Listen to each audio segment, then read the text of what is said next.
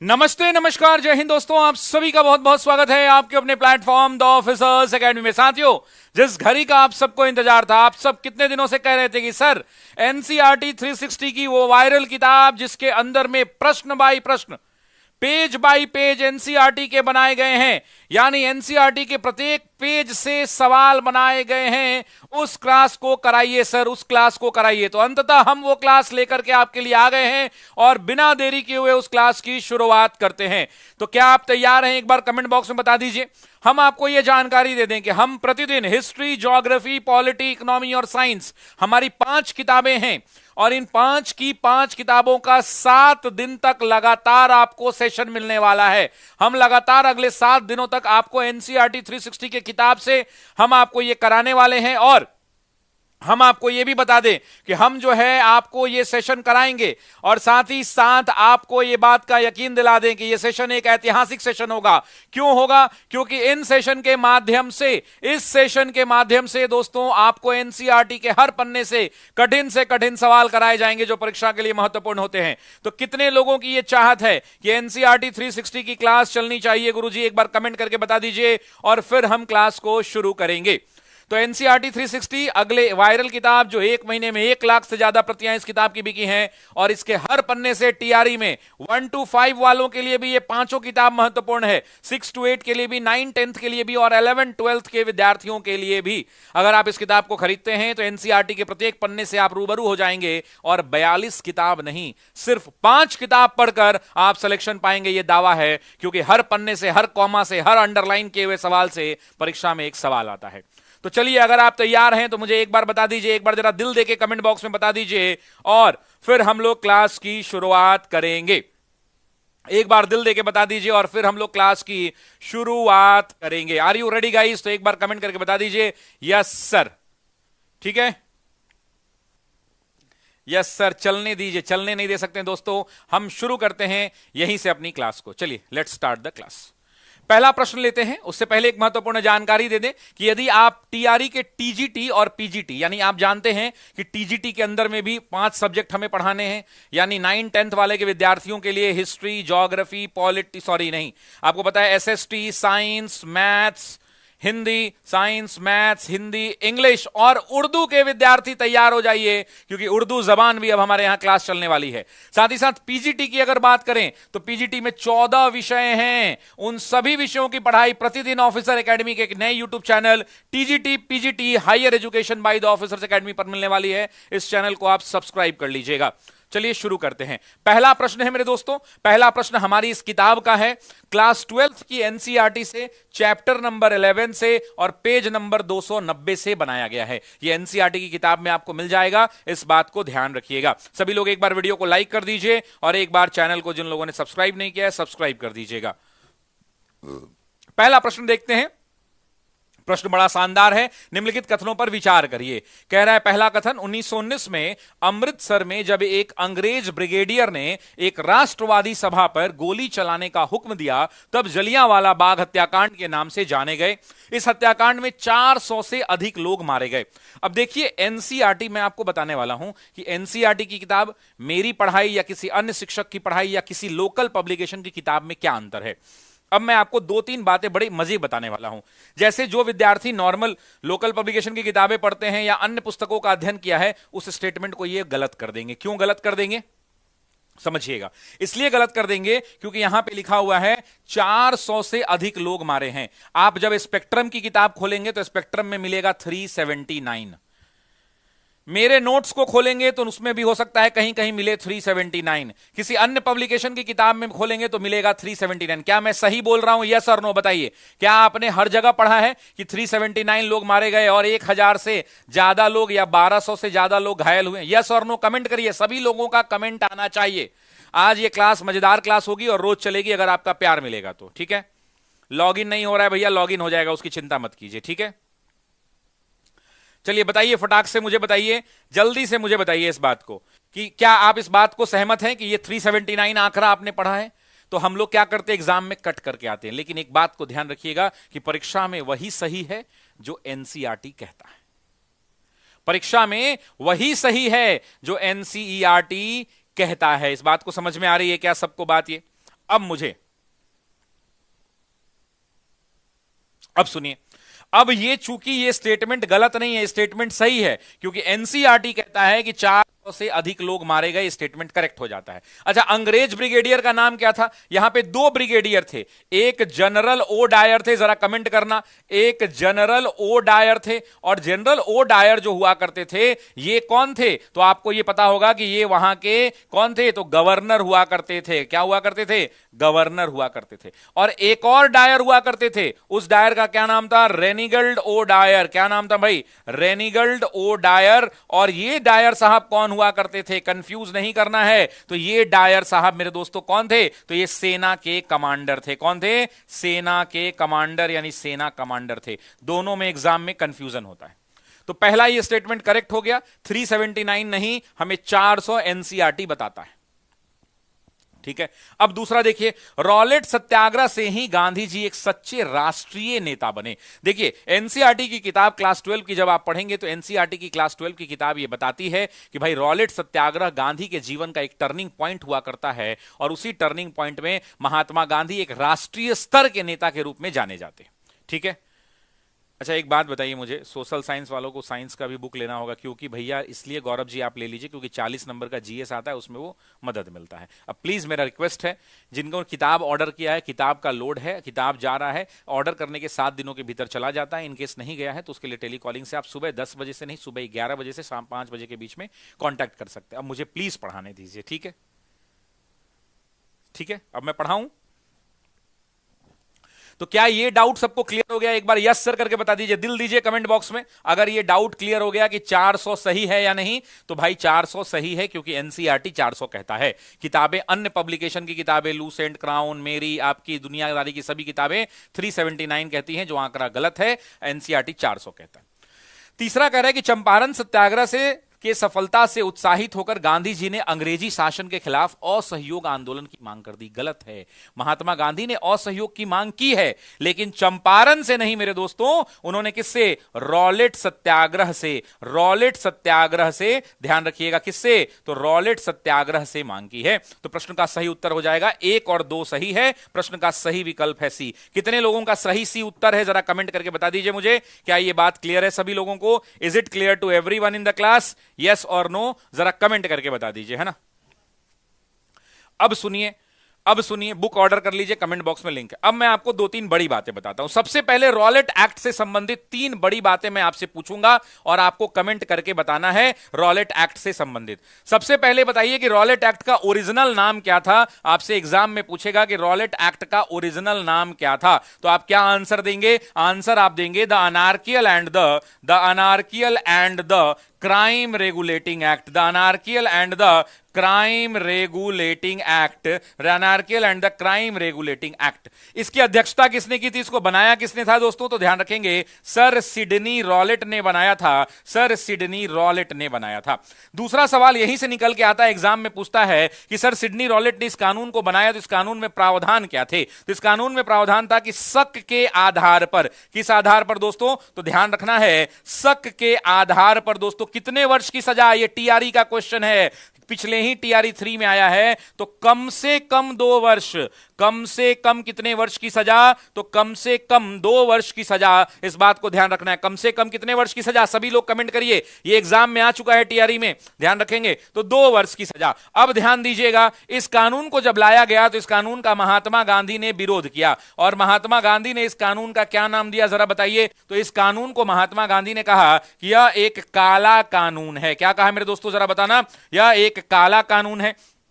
साथ ही साथ इस कानून में यह भी प्रोविजन था कि आप अपना वकील नहीं रख सकते हैं, आप कोर्ट में अपील नहीं कर सकते हैं। तो इस कानून को क्या कहा गया? बिना अपील, जरा कमेंट करना क्या कहा गया? बिना अपील, बिना दलील, बिना वकील का कानून कहा गया। बिना वकील का कानून कहा गया। क्यों कहा गया? क्योंकि इसमें वकील रखने की इजाजत नहीं थी। यह आज के काला कानून की तरह ही है। अब सुनिए, जब महात्मा गांधी ने इसको विरोध किया तो महात्मा गांधी ने एक कथन दिया, एग्जाम का स्टेटमेंट है। महात्मा गांधी ने कहा कि यह कानून अनुचित, स्वतंत्रता विरोधी और आम लोगों के मूल अधिकारों की हत्या है। महात्मा गांधी ने क्या कहा कि यह कानून अनुचित है। यह कानून, महात्मा गांधी ने कहा कि यह कानून अनुचित, महात्मा गांधी ने कहा कि यह कानून अनुचित है, स्वतंत्रता विरोधी है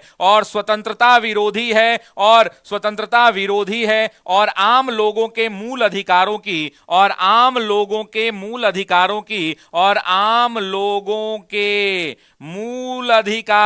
हत्या है। आम लोगों के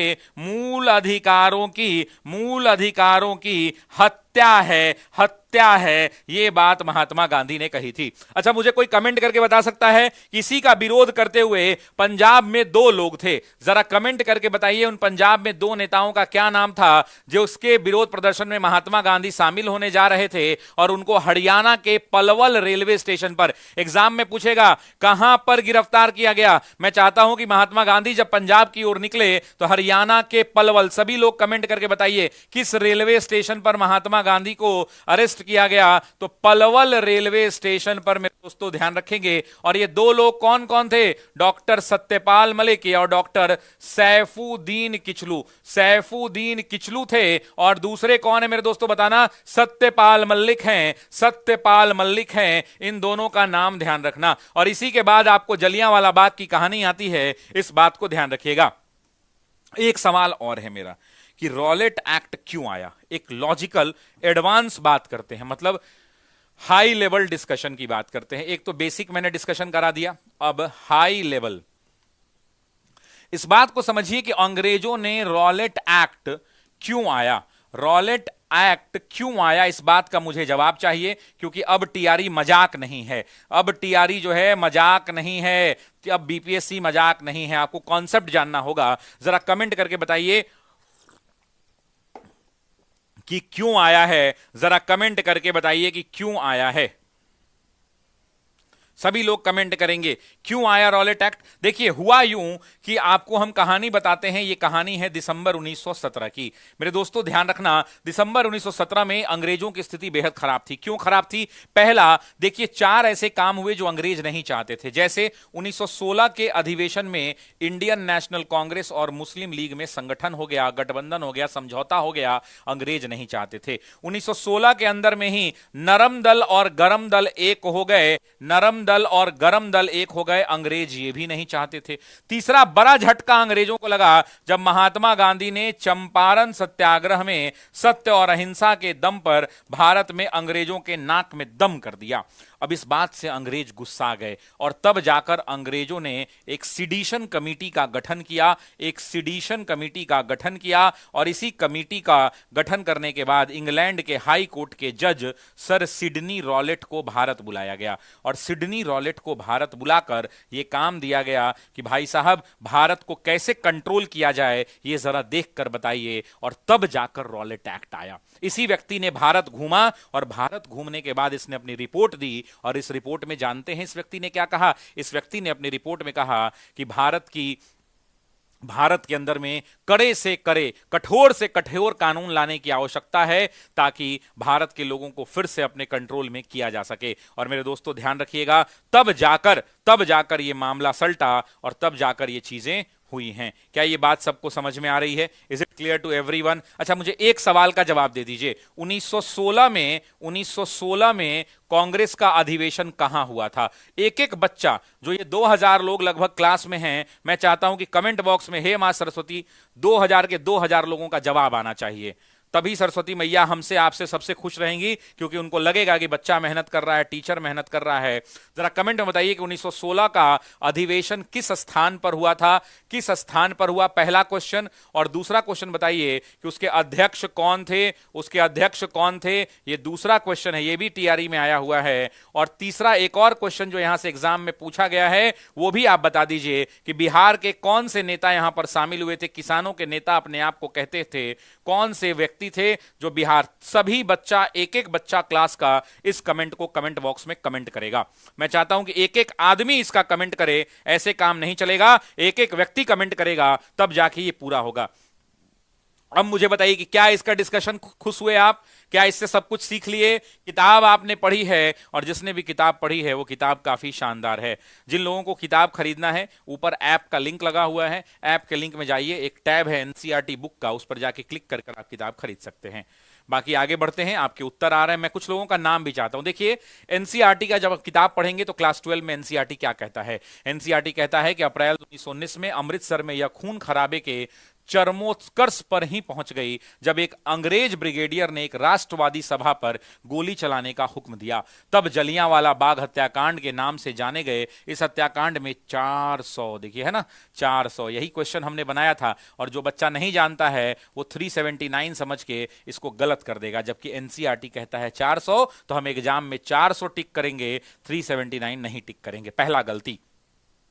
रॉलेट सत्याग्रह से ही गांधी जी एक सच्चे राष्ट्रीय नेता बन गए।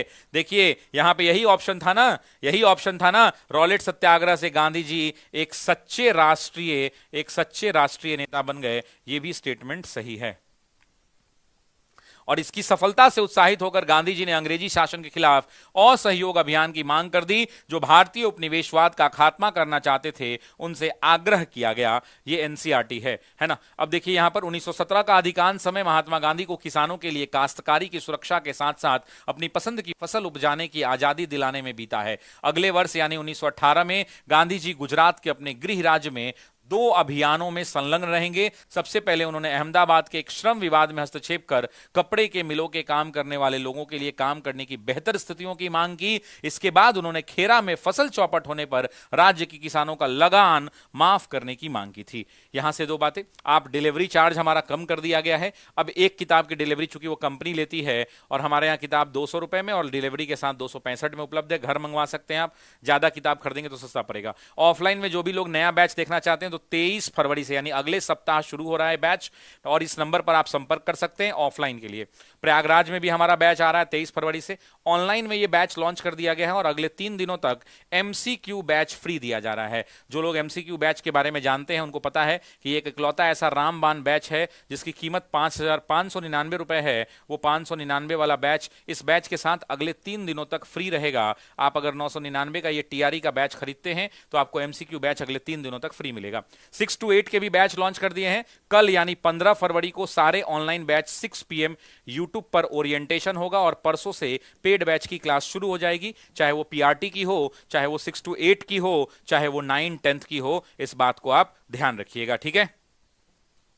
6 to 8 का भी शुरू हो जाएगा। 9, 10th का भी बैच कल 15 फरवरी शाम 6 बजे से शुरू हो जाएगा। नया बैच है, और परसों 16 तारीख से ऐप पर क्लास शुरू हो जाएगी, ठीक है ना। नया बैच में एडमिशन अगर अभी लेते हैं तो अगले 3 दिनों तक एमसीक्यू बैच आपके लिए फ्री कर दिया गया है। हिंदी और संस्कृत का भी क्लास हमारे पास उपलब्ध है। और एक जानकारी आपको दे दें कि जल्द ही उर्दू की क्लास, परसों से उर्दू जबान की बात कर रहे थे हमारे बच्चे, उर्दू जबान की भी क्लास हमारे यहां शुरू हो जाएगी। उसका भी बैच शुरू होगा 6 to 8 में भी, 9, 10 में भी, और 11, 12 में भी, और यूट्यूब पर भी शुरू होगा उर्दू जबान की क्लास।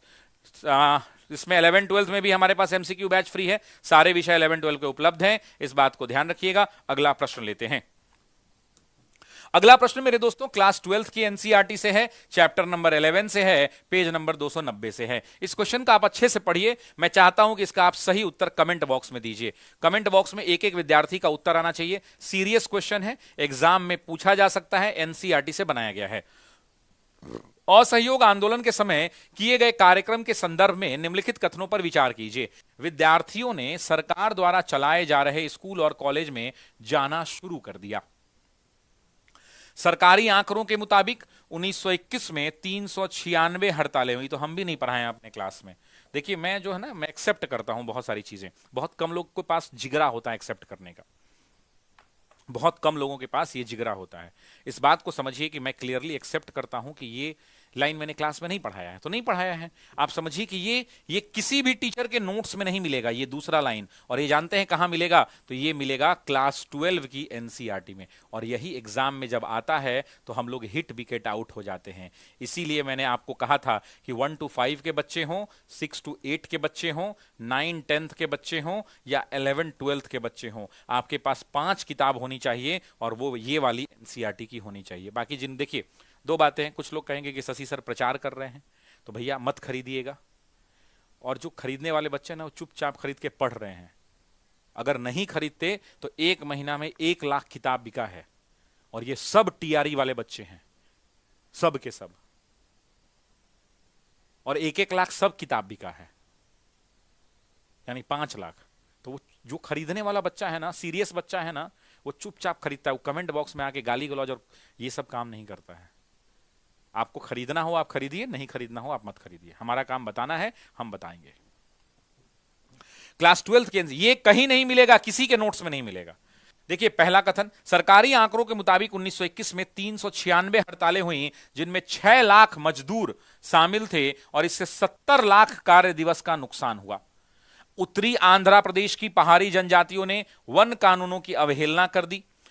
कुमाऊं के किसानों ने, अब ये भी पूछा हुआ है, पीजीटी का सवाल है, देखिए एनसीईआरटी का है, दिखा ये पीजीटी में आया हुआ है। कुमाऊं के किसानों ने औपनिवेशिक अधिकारियों का सामान ढोने से मना कर दिया। उपरोक्त में से कौन सा कथन सत्य है?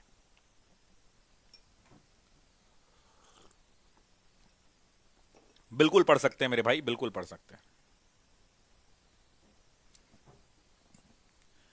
एमसीक्यू बैच टीआरई का जो नया वाला बैच आया ना लक्ष्मण जी, उसमें ऑटोमेटिकली आपको दिखने लगेगा, आप चिंता मत कीजिए, परसों से दिखेगा, परसों से क्लास शुरू हो रही है। सुनिए अब इस क्लास का एक्सप्लेनेशन सुनिए, मैं आपको 2-3 बातें बताता हूं। आप सबको पता है असहयोग आंदोलन ना, सब जानते हैं कि असहयोग आंदोलन महात्मा गांधी के द्वारा शुरू किया गया, असहयोग आंदोलन महात्मा गांधी के द्वारा शुरू किया गया, ये भी बच्चे जानते हैं। जरा डेट बताइए तो कब शुरू किया गया?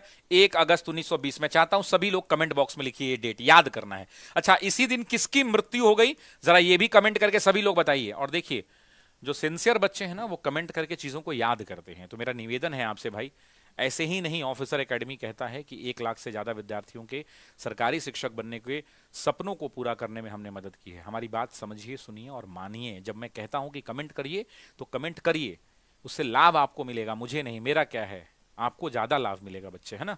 सुनिए, तो इस दिन तिलक की मृत्यु हो गई। किसकी मृत्यु हुई? तिलक की मृत्यु। अच्छा, एग्जाम में एक बिहार स्पेशल का सवाल बनता है कि तिलक की मृत्यु के बाद एक कोष बनाया गया जिसका नाम था तिलक स्वराज कोष, और ये टीआरई 2 का सवाल भी है बिहार स्पेशल का, ध्यान रखिएगा। सभी बच्चे जानते हैं कि तिलक स्वराज कोष का लिमिट 1 करोड़ रुपया था, लेकिन इससे मतलब नहीं है। एग्जाम में पूछता है कि बिहार का कितना था, कोई बताएंगे? बिहार का कंट्रीब्यूशन कितना था? तो 7.5 लाख था। कितना था? 7.5 लाख के अप्रोक्स था। ठीक है ना, ये डेटा याद होना चाहिए। अब आइए अगली बात पर मेरे दोस्तों, जरा ध्यान दीजिए। विद्यार्थियों ने सरकार, देखिए असहयोग आंदोलन में गांधी जी ने क्या कहा? बहिष्कार का नारा दिया। किसका नारा दिया? बहिष्कार का। सबसे पहले उन्होंने कहा सरकारी नौकरियों का बहिष्कार कीजिए, सरकारी स्कूल और कॉलेजेस का बहिष्कार कीजिए। उन्होंने तीसरी बात क्या कही कि अंग्रेजी माल का, ब्रिटिश गुड्स का बहिष्कार कीजिए, अंग्रेजी सामानों का बहिष्कार कीजिए, विदेशी कपड़ों का बहिष्कार कीजिए। उसके अलावा इन्होंने कहा कि मादक पदार्थों की दुकानों के बाहर महिलाएं धरना दें। तो भाई विद्यार्थियों ने स्कूल और कॉलेज में जाना थोड़ी शुरू कर दिया, उन्होंने तो बहिष्कार करने की बात की। तो ये तो गलत है ना, ये तो गलत स्टेटमेंट हो गया। ये कह रहा है जाना शुरू कर दिया, नहीं, उन्होंने स्कूल का बहिष्कार किया, गलत हो गया। ये स्टेटमेंट बिल्कुल करेक्ट है, सरकारी याद कर लीजिए। मैं तो कहूंगा कि कमेंट बॉक्स में याद करिए। मैं आपसे पूछता हूं, क्योंकि ये किसी टीचर ने, इंक्लूडिंग मैंने भी, मैं एक्सेप्ट करता हूं, बहुत कम टीचर एक्सेप्ट करते हैं, मैं एक्सेप्ट करता हूं कि मैंने ये वाली फैक्ट आपको नहीं पढ़ाई है। छूट जाता है हर टीचर से, लेकिन ये कहां मिलेगा? एनसीईआरटी में। तो मेरा आपसे एक निवेदन है कि आप मेरे साथ कमेंट कीजिए कि असहयोग आंदोलन में कितनी हड़तालें हुई, जरा कमेंट करिए सभी लोग। 396 लिखिए कमेंट बॉक्स में, 396 हड़तालें हुई। जरा बताइए कितनी हड़तालें हुई, सिर्फ नंबर बताइए। 396 हुई। कितने मजदूर शामिल हुए, जरा बताइए। 6 लाख लिखिए कमेंट बॉक्स में, सभी लोग लिखिए 6 लाख। कितने मजदूर शामिल हुए? 6 लाख मजदूर शामिल हुए। कितने कार्य दिवस का नुकसान हुआ, जरा लिखना। 70 लाख। कितना? 70 लाख कार्य दिवस का स्टेटमेंट सही है। उत्तरी आंध्र प्रदेश की पहाड़ी जनजातियों ने वन कानूनों का उल्लंघन किया, यह भी सही है, क्योंकि आपको पता है कि आंध्र प्रदेश और मध्य प्रांत का जो इलाका था, यह जंगलों का इलाका था, और अंग्रेजों के द्वारा जब कानूनों का बहिष्कार किया जा रहा था तो यहां पे वन कानून का बहिष्कार किया था। याद है टीआरई 3 में क्वेश्चन आया था वन कानून के ऊपर, 1872 वाला मामला। चौथा, कुमाऊं के किसानों ने औपनिवेशिक अधिकारियों का सामान ढोने से मना कर दिया। जो कुमाऊं क्षेत्र है, यहां पर अंग्रेज जो है भारतीयों को गधा बना के रखते थे, मतलब उनसे खूब सारा काम करवाते थे, उनसे दौड़ाते थे, इधर उधर की काम कराते थे, तो इन्होंने काम करने से मना कर दिया था। इस बात को ध्यान रखिएगा। तो ये भी स्टेटमेंट सही है। अब मैं 2-3 सवाल आपसे पूछता हूं, सभी लोग मेरे साथ कमेंट करेंगे। कहां पर वन कानूनों का उल्लंघन हुआ था, जरा बताइए। सभी लोग कमेंट कीजिए, उत्तरी आंध्र प्रदेश। सभी लोग क्या कमेंट करेंगे? उत्तरी आंध्र प्रदेश में, उत्तरी आंध्र प्रदेश में। चौथा, कहां के किसानों ने सामान ढोने से मना कर दिया? सभी लोग कमेंट कीजिए, कुमाऊं, कुमाऊं, कुमाऊं। सभी लोग कमेंट कीजिए, कुमाऊं, कुमाऊं और कुमाऊं। ठीक है, अब देखिए एनसीईआरटी में, देखिए एनसीईआरटी की किताब में, ये क्लास 12 में, चैप्टर 11 में, पेज नंबर 290 में क्या कह रहा है, देखिए।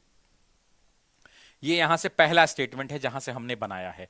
देखिए एनसीईआरटी का लाइन क्या कहता है। एनसीईआरटी, ये फोटो एनसीईआरटी का है ना।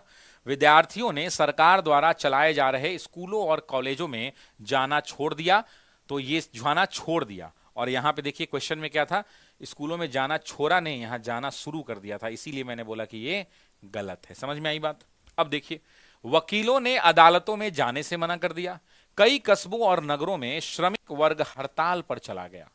सरकारी आंकड़ों के मुताबिक, देखिए यहां पर सरकारी आंकड़ों के मुताबिक 1921 में कितनी हड़तालें, सभी लोग फिर से एक बार कमेंट कर लीजिए, याद हो जाएगा। 396 हड़तालें, 6 लाख श्रमिक शामिल थे, और इससे 70 लाख कार्य दिवस का नुकसान हुआ।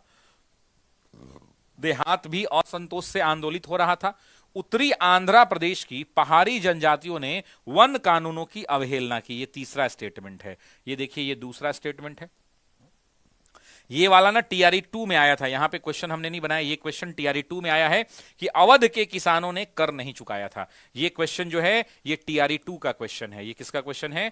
टीआरई 2 का क्वेश्चन है, 2.0 का, पीआरटी का।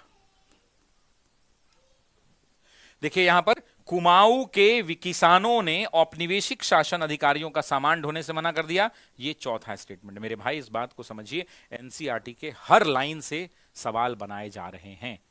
और जिन्होंने नहीं देखा है, मैं टेक्निकल टीम से अनुरोध करूंगा कि टेक्निकल टीम, हमारा 2 वीडियो है जो एनसीईआरटी की किताब से क्वेश्चन कैसे लड़ते हैं, उसको जाके देख लीजिएगा। दोनों का लिंक जो है कमेंट बॉक्स में लगा दिया जाए।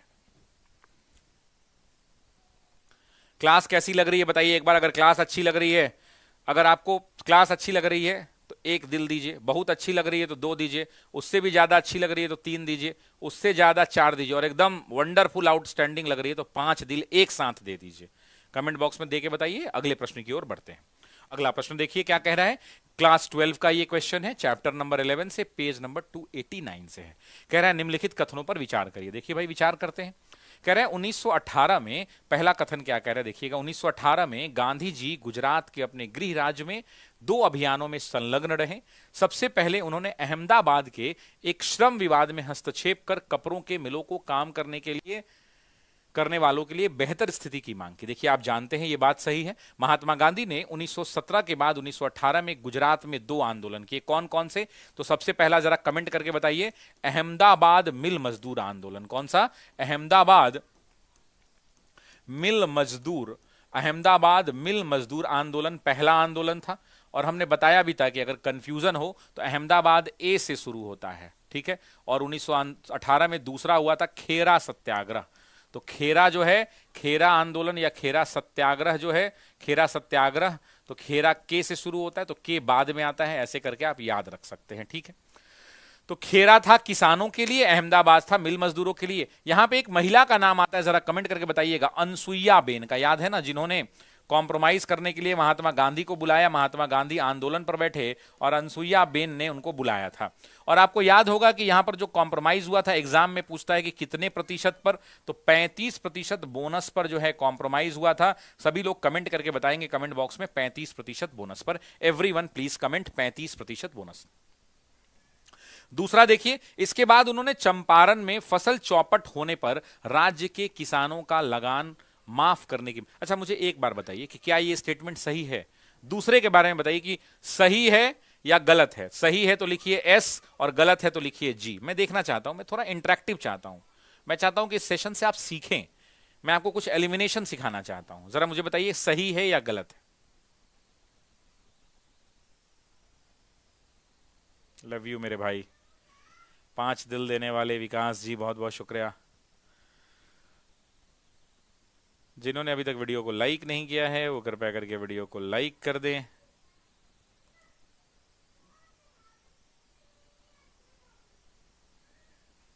इलेवन ट्वेल्थ का फिजिक्स केमिस्ट्री है ना, नहीं है क्योंकि उसकी आवश्यकता नहीं है। देखिए स्टेटमेंट आने लगा है कि ये गलत है बिल्कुल। चंपारण में फसल चौपट होने के बाद नहीं, कहां पर? खेरा में। कहां पर? खेरा में। अच्छा मुझे एक बात बताएंगे कि खेला में एक लोकल नेता थे, उस नेता का नाम क्या था? कोई पांड्या करके थे, याद करिए, मोहनलाल पांड्या। जरा बताइए तो कौन लाल पांड्या थे? मैं आपको हिंट देता हूं, मैं आपको नाम देखना चाहता हूं कितना याद है। तो ये खेरा वाला स्टेटमेंट जो है ये क्या हो गया? ये गलत हो गया। 1917 का आंदोलन किसानों के लिए काश्तकारी की सुरक्षा के साथ साथ अपनी पसंद की फसल उपजाने की, बिल्कुल सही बात है, क्योंकि यह आंदोलन संदर्भित किससे है? यह आंदोलन संदर्भित है चंपारण सत्याग्रह से। और आप सभी को पता है कि चंपारण सत्याग्रह ही महात्मा गांधी को एक राष्ट्रीय पहचान देता है। और वहां पर कौन सी प्रथा खत्म की गई थी? जरा कमेंट करके बताना, वहां पर कौन सी प्रथा खत्म की गई थी? सभी लोग कमेंट करेंगे, 3 कठिया। अच्छा 3 कठिया में जरा मुझे बताना कि अगर मैं 3 कठिया प्रथा की बात करूं, मैं ऑप्शन देता हूं। 3 कठिया की अगर मैं बात करूं तो पहला ऑप्शन है नंबर 1, जरा बताना कि ये 3 कठिया का मतलब 4/20 होता है। दूसरा ऑप्शन है 5/20 होता है। तीसरा ऑप्शन है 3/20 होता है। चौथा ऑप्शन है नन ऑफ दीज होता है। क्या होता है जरा बताना एक बार मुझे। नन ऑफ दीज होता है। अच्छा यहीं पर महात्मा गांधी को चंपारण में ही जहर देकर मारने की बात की गई थी। महात्मा गांधी को जहर देकर मारने का प्रयास हुआ था। जहर देकर मारने का प्रयास हुआ था। मारने का प्रयास हुआ था। किसने जहर दिया था महात्मा गांधी को, या यूं कहें कि किसने जहर देकर भी अपना बचा लिया था? उस व्यक्ति का नाम क्या था? कौन मियां थे? जरा बताइएगा, कमेंट करके बताइए कौन मियां थे।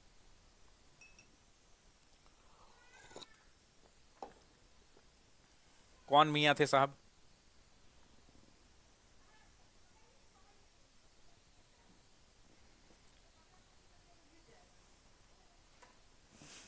कौन मियां थे बताइए। बत्तक मियां, बिल्कुल सही।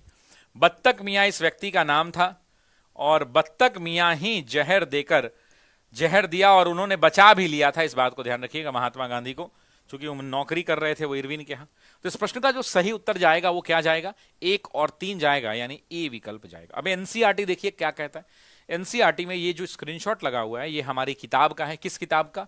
एनसीईआरटी 360 का।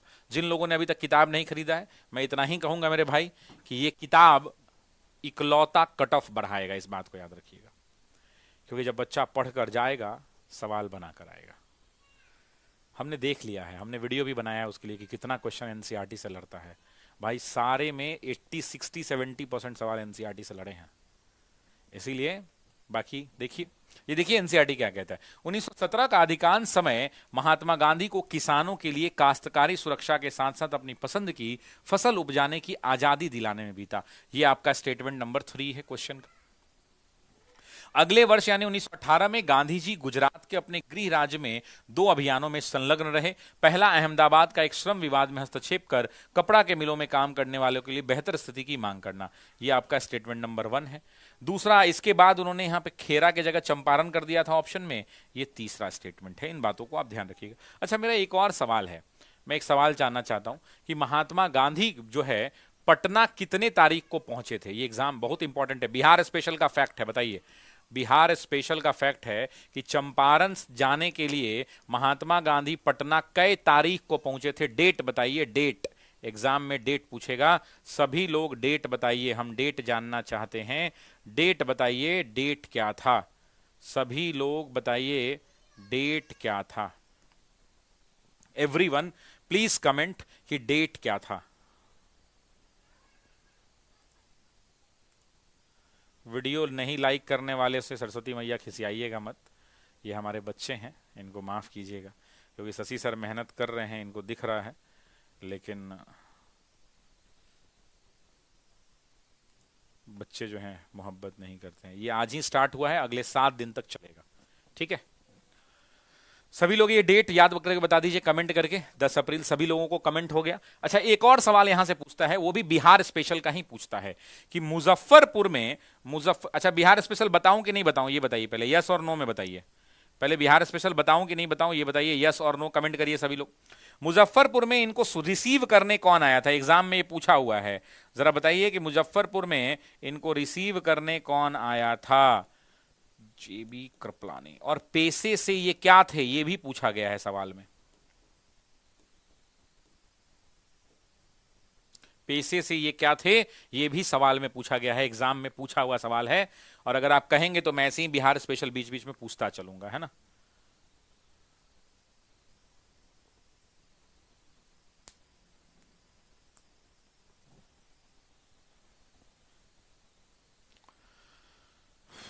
वेरी इंपॉर्टेंट क्वेश्चन, ये भी क्लास 12th की एनसीईआरटी से है, चैप्टर 11 से है, पेज नंबर 288 से है।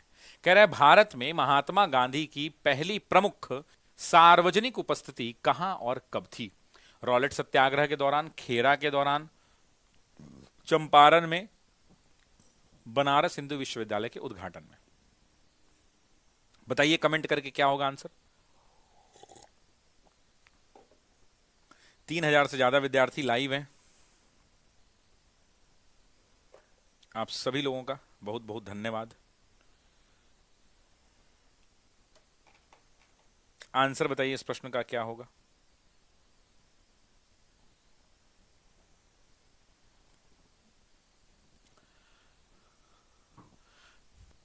आंसर बताइए। सी आने लगा है, चंपारण। सी आ रहा है सबका, सबका सी आ रहा है। सोनी, बबली, शिवानी, दीपा, पुष्पांजलि, अमरजीत एकेडमी, सोनू, सिंधु, सपना, मनोज। इतना तेजी में नाम आ रहा है कि हम पढ़ नहीं पाएंगे। और बजाओ ताली, सबका गलत है।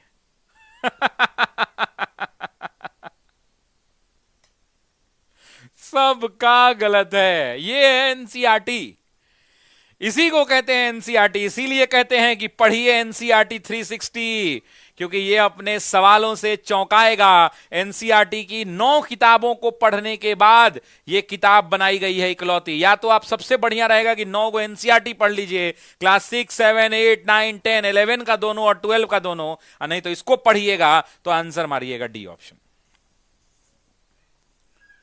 इसको पढ़िएगा तो आंसर मारिएगा डी ऑप्शन।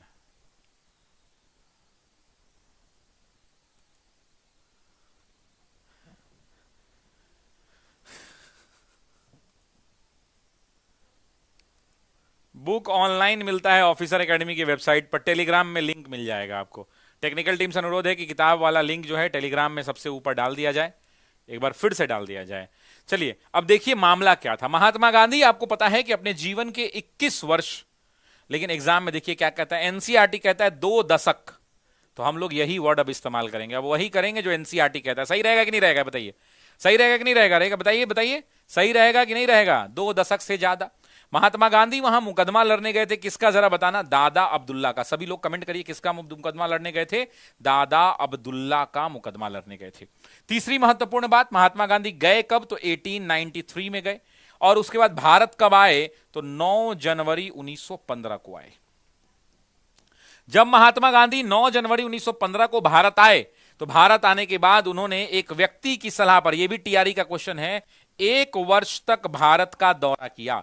1 वर्ष तक भारत का दौरा किया। अच्छा, एक एग्जाम में सवाल पूछता है कि किसके कहने पर इन्होंने भारत का दौरा किया था। ये टीआरई का पूछा हुआ सवाल है। जरा देखता हूं कितने लोग कमेंट करते हैं, और नहीं करते हैं तो याद कर लीजिए। ये एग्जाम में पूछता है कि महात्मा गांधी को ये किसने कान में कह दिया था कि गांधी जी जब भी दक्षिण अफ्रीका से भारत आइएगा तो 1 साल भारत घूमिएगा। जब भारत घूमिएगा तब आपको पता चलेगा कि भारत है क्या।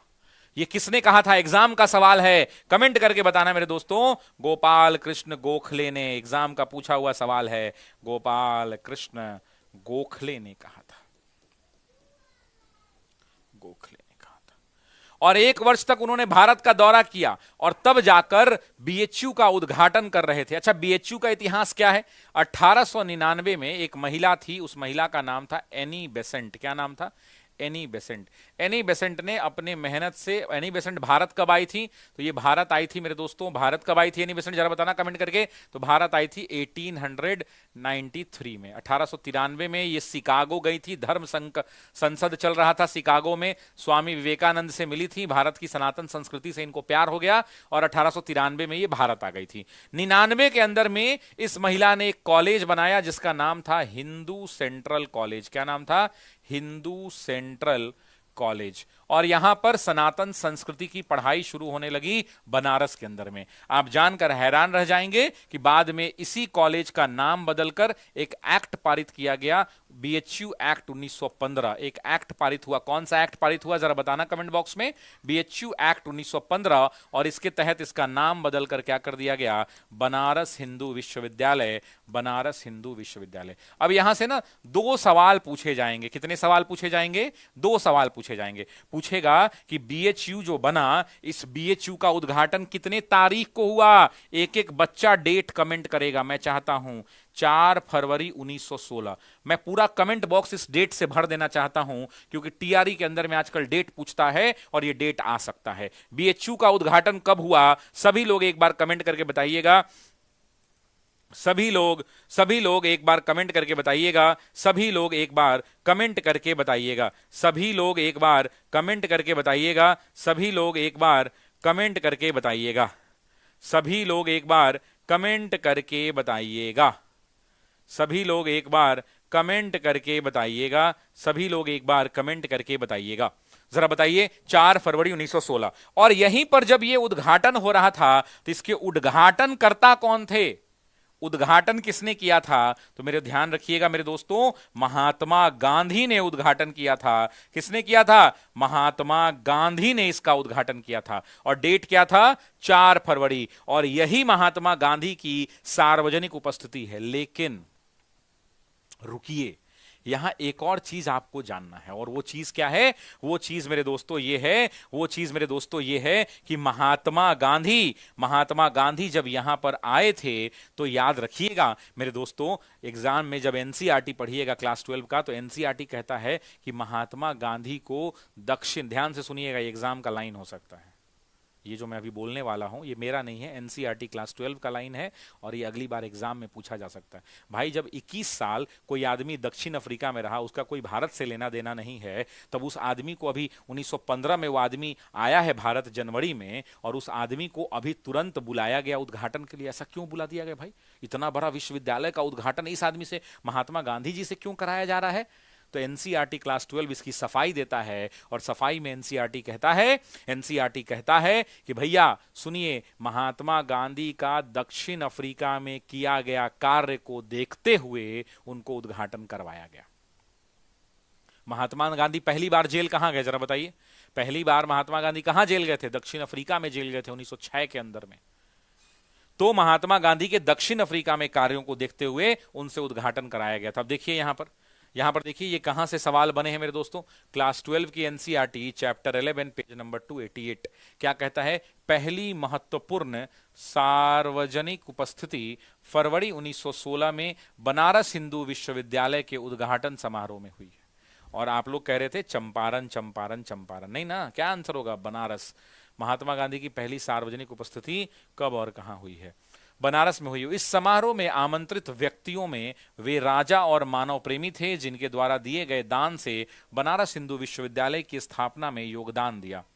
अच्छा, मुझे एक बात बताइए, अभी तक जो हमारे पुराने बैच के बच्चे हैं, बहुत दिनों से हमारा बैच चल रहा है, मेरा एक चाहत है कि जो नया बैच आने वाला है, यानी कल 15 फरवरी शाम 6 बजे से ये बैच शुरू होगा, 6 PM यूट्यूब पर कल ये बैच स्टार्ट हो जाएगा, परसों से ऐप पर क्लास चलेगा, लेकिन ये कल की क्लास बहुत इंपॉर्टेंट है। तो मैं चाह रहा हूं कि ये जो नया बैच है, ये जो न्यू बैच आ रहा है, इस बैच को पूरा एनसीईआरटी लिंक कर दिया जाए। मतलब हर टॉपिक में एनसीईआरटी लिंक कर दिया जाए। जैसे मान लीजिए कि जब मैं ये पढ़ा रहा हूँगा बनारस हिंदू विश्वविद्यालय की स्थापना, तो शशि सर की ये जिम्मेदारी बनती है कि एनसीईआरटी क्या कहता है ये भी साथ में अगर है कुछ तो लिंक कर दिया। ये आइडिया कैसा रहेगा? थोड़ा हाँ, लेकिन इससे एक प्रॉब्लम होगा नए बैच के विद्यार्थियों। सुनिए, हम सभी टीचर से करवा देंगे, लेकिन अगर आप कहिएगा कि सर जो मान लीजिए कि 20 क्लास में जो चीज खत्म होने वाला होगा उसमें 5 क्लास बढ़ जाएगा, 25 क्लास लगेगा, अगर किसी को कोई दिक्कत है क्या? अगर 20 क्लास की जगह 5 क्लास ज्यादा लग जाए, 25 क्लास लग जाए, तो कोई दिक्कत है? क्योंकि आपको 5 क्लास एक्स्ट्रा देना पड़ेगा, 25%। मान लीजिए कि जहां 100 क्लास लगता था किसी विषय में, तो वहां पे कितना क्लास लगेगा? 125 क्लास लग सकता है। तो अगर 25 क्लास आप एक्स्ट्रा पढ़ने को तैयार हैं, तो हम अपने सभी टीचरों को कह देंगे और हमारे टीचर सभी टॉपिक को एनसीईआरटी से लिंक करके पढ़ा देंगे। देखिए, पहले तो हम अपना पढ़ाएंगे, लेकिन उसके बाद एनसीईआरटी क्या कहता है उससे लिंक कर दिया जाएगा, लेकिन उसमें समय लगेगा। अगर आप तैयार हैं तो मुझे बताइए। अगर आप मुझे तैयार हैं तो बताइए। कुंदन कुमार जी, वो तो एग्जाम एईडीओ का हो जाने दीजिए, तब पता चलेगा। अभी लोग कहते हैं ना, अभी बिहार दरोगा का एग्जाम हुआ है, दरोगा में सबको ऐसे चे दरोगा गुरु का पे, एगो चूरन बूटी बांट रहे थे, बाबा हिमालय पर जाना पड़ेगा, है ना। घूंघट लोग दे रहे थे, बाबा का बूटी दे रहे थे, टॉनिक के नाम पर क्या दे दिया पता नहीं, पेटे खराब हो गया लइकन का। क्वेश्चन नहीं लड़ा। क्वेश्चन कहां से लड़ा है, वीडियो हमने बनाया है, आप देख लीजिए। और देखिए, कुछ ऐसे क्वेश्चन होते हैं जो सबका लड़ जाता है, तो उस पर हंगामा नहीं होना चाहिए। लड़ गया लड़ गया, स्पीडी से सब करंट लड़ जाएगा तो लड़ गया। अरे लड़ाइए महाराज, वैसा क्वेश्चन जो कूट वाला आया था, सीना ठोक के कहते हैं कि इस किताब से था, एनसीईआरटी से। पेज नंबर दिखाए हैं दरोगा वाला। टेक्निकल टीम से अनुरोध है, लगाइए वीडियो जरा कमेंट बॉक्स में, लगाइए दरोगा वाला वीडियो खोज के कहां है। चे पे सब भुला देंगे हम। ये तो किताब निकलने के बाद दरोगा का एग्जाम हुआ है, अभी कुछ दिन पहले। लंबा लंबा मैच द फॉलोइंग में 4 ऑप्शन आया है, चारों का चारों एनसीईआरटी से आया है। स्टेटमेंट आया है, चारों का चारों। एक क्वेश्चन में लोग कहा लंबा क्वेश्चन है, देख के मार दो टिक, जो लंबा का ऑप्शन है मार दो। अरे महाराज, बुद्धि खोलिए, लइकन बुर्बक नहीं है। एक गुरुजी थे जो छात्र को कह रहे थे कि छात्र जो है, मैं बोलना नहीं चाह रहा हूं, क्षमा करिएगा हे मां सरस्वती। एक वो व्यक्ति हैं पढ़े लिखे प्रकांड, कह रहे थे छात्रों को कि छात्र जो है दोगला है। बताइए, शर्म नहीं आता है? थूक देना चाहिए वैसा, मुंह पर थूक देना चाहिए। बेशरम आदमी। जिस छात्र से हमारी रोजी रोटी चलती है, जिस छात्र को लिए हम दिन रात खड़े रहते हैं, जिस छात्र के फीस से हमारे घर का चूल्हा जलता है, जिससे हमारे शिक्षकों की सैलरी जाती है, वो छात्र जो गलती करे, कुछ गलती करे, छात्र सब क्षम्य है। गुस्सा है साहब तो कंट्रोल करके रखिए, कोई भी शब्द का प्रयोग कर लीजिएगा। इतना बड़का 52 वीर हो गए, इतना घमंड में। रावण का तो घमंडे नहीं रहा, आपका घमंड है। सब गुरु बराबर है, सब गुरु का सम्मान करिए। हम सभी बच्चों से कहते हैं कि आप सभी गुरुओं का सम्मान कीजिए। हर वो व्यक्ति जो बोर्ड पर कलम लेके खड़ा है, वो आपके लिए सम्माननीय है, लेकिन अगर वो गलत शब्दों का प्रयोग करे आपके लिए किसी भी परिस्थिति में, तो आप उसका विरोध करिए, उसको बताइए कि आपसे गलती हुई है, और उस व्यक्ति को बड़ा दिल दिखाकर गलती छात्रों से माफी मांग लेनी चाहिए। क्वेश्चन नहीं लड़ा तो झुंझुलाहट में है, झुंझुलाहट हो गया इतना। अरे हम सीना ठोक के कहते हैं कि दरोगा का अभी एग्जाम हुआ है ना, हमारे किताब निकलने के बाद हुआ है, जाके मिला लीजिए। अरे सब क्वेश्चन सबका लड़ जाता है। जो 10 15 20 को सवाल आता है ना, जो कठिन सवाल होता है, वो एनसीईआरटी से आता है। नशा फट जाएगा 2 मिनट में। और छात्रों के ऊपर तंज कसना बंद कर दीजिए। गुस्सा आता है संभालिए, नहीं तो नस फट जाएगा। लालू यादव को बात सुने थे ना, अरे ज्यादा गुस्सा आएगा तो नस फट जाएगा, ध्यान रखिएगा।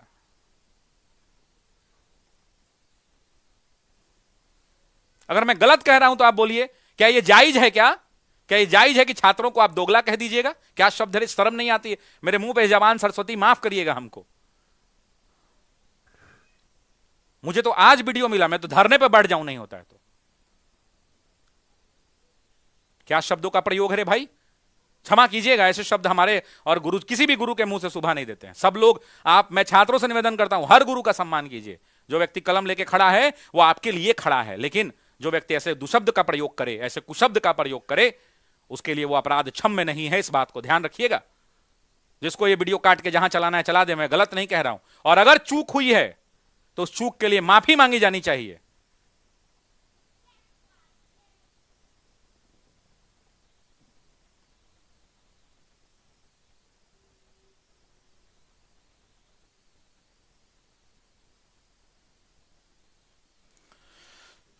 छोड़िए यार, कहां से कहां दिमाग चला जाता है, सॉरी फॉर दिस।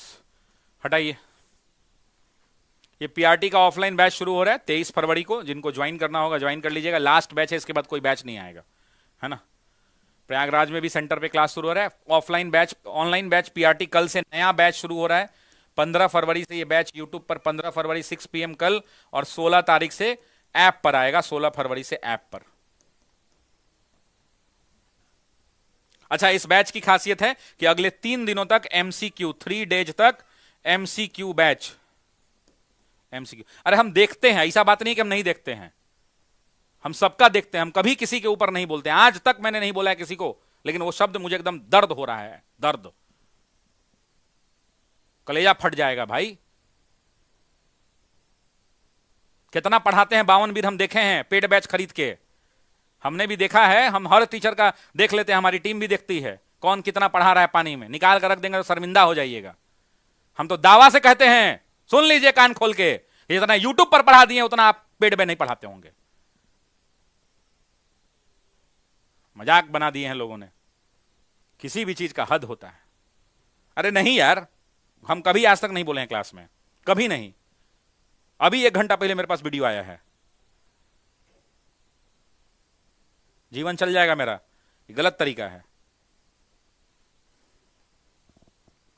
6 to 8 हटाइए, सब हटाओ। आइए नेक्स्ट क्वेश्चन।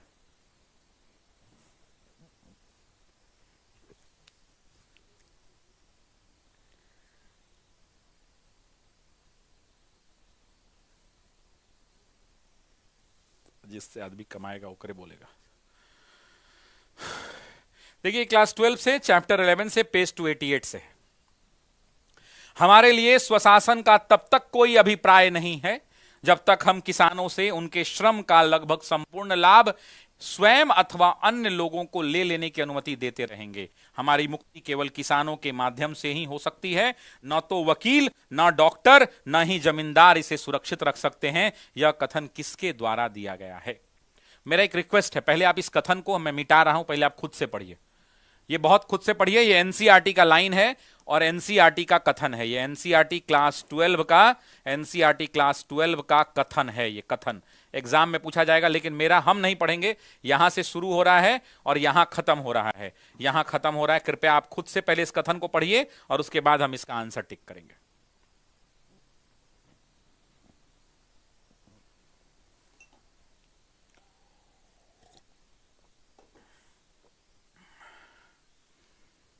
आप पढ़िए पहले। अरे आंसर नहीं देना है, पहले कथन पढ़िए। आंसर तो आप दे रहे हैं भाई, ठीक बात है, कोई दिक्कत नहीं है। पहले कथन पढ़िए क्या है। मैं चाहता हूं कि सब लोग इसको पढ़िए पहले। इस प्रश्न का सही उत्तर भगत सिंह नहीं होगा, महात्मा गांधी होगा। पहले पढ़िए। अब मामला क्या था वो भी मैं आपको बताता हूं। मामला ये था कि जब बीएचयू का उद्घाटन हो रहा था, जब बीएचयू का उद्घाटन हो रहा था, डेट था 4 फरवरी 1916, और 4 फरवरी 1916 को बीएचयू का उद्घाटन हो रहा था। उद्घाटन के समय वहां पर राजा बैठे थे। जिन लोगों ने उस बीएचयू को बनाने में जमीनें, पैसा, धन दौलत दान दिया था, वो दान करने वाले लोग बैठे थे, करने वाले लोग बैठे थे। अभी अभी मैंने आपको बताया कि इस उद्घाटन करने के लिए महात्मा गांधी को बुलाया गया था। और क्यों बुलाया गया था? क्योंकि दक्षिण अफ्रीका में उनके कार्यों को देखते हुए उन्हें आमंत्रित किया गया था। किसने आमंत्रित किया था? तो मदन मोहन मालवीय ने आमंत्रित किया था, जिन्हें आप मदन मोहन मालवीय और इन्हें आप महमना से जानते हैं, बीएचयू के संस्थापक के रूप में जानते हैं, है ना।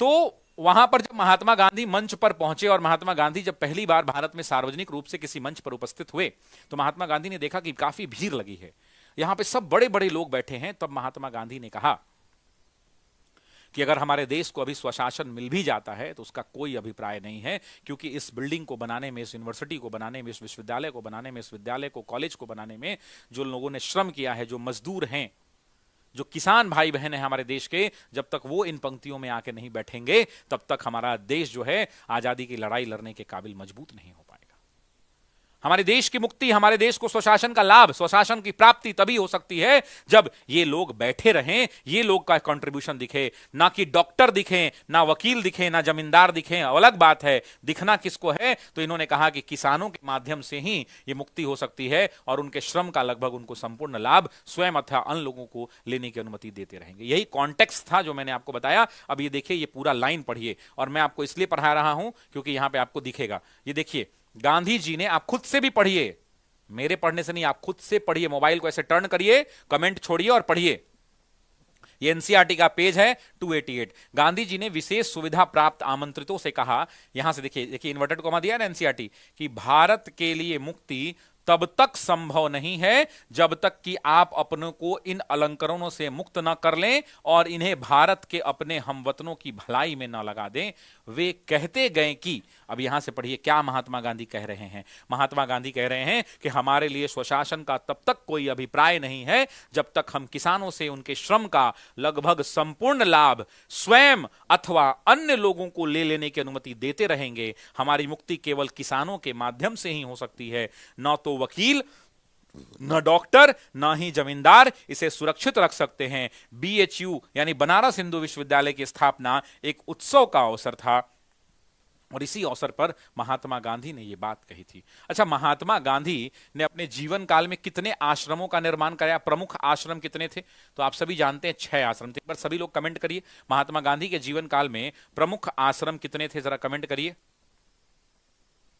6 थे। मैं चाहता हूं कि 6 का नाम आप बताइए। सबसे पहले शुरू कीजिए तो आपको भी पता है कि दक्षिण अफ्रीका के अंदर में उनका पहला कौन सा, तो फिनिक्स फार्म हुआ करता था। एग्जाम में पूछता है कि फिनिक्स फार्म कहां पर, तो ध्यान रखिएगा डरबन के अंदर में मेरे दोस्तों।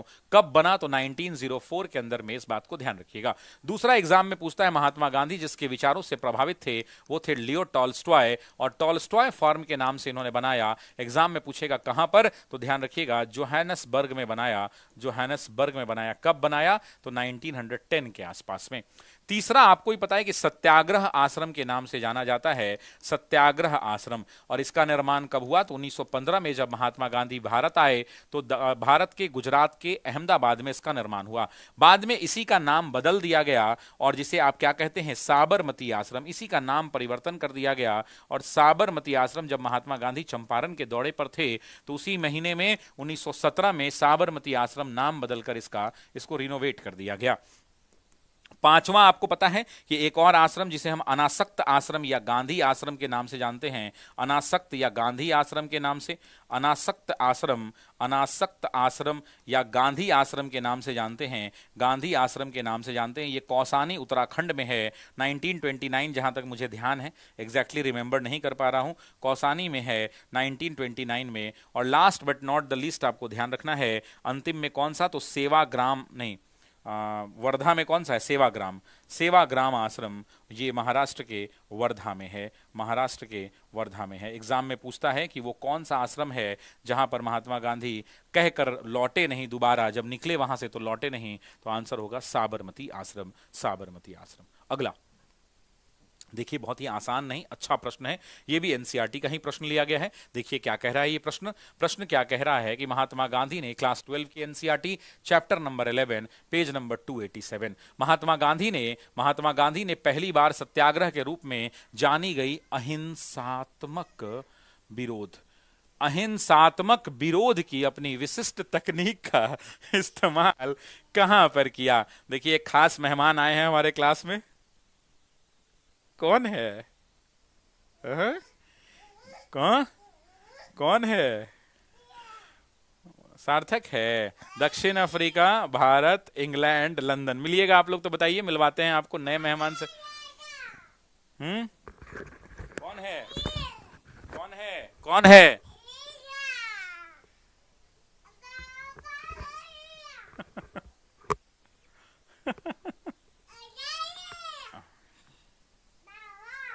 बाबा कौन है? कौन है? खाना नहीं बना रही? कौन है?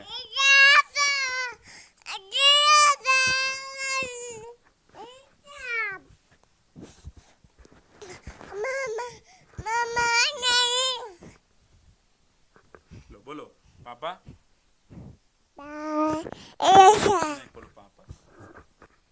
हो गया हो गया, चलो भागो भागो भागो जल्दी।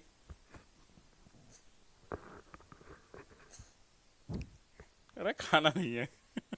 इसको ले जाओ ले जाओ ले जाओ।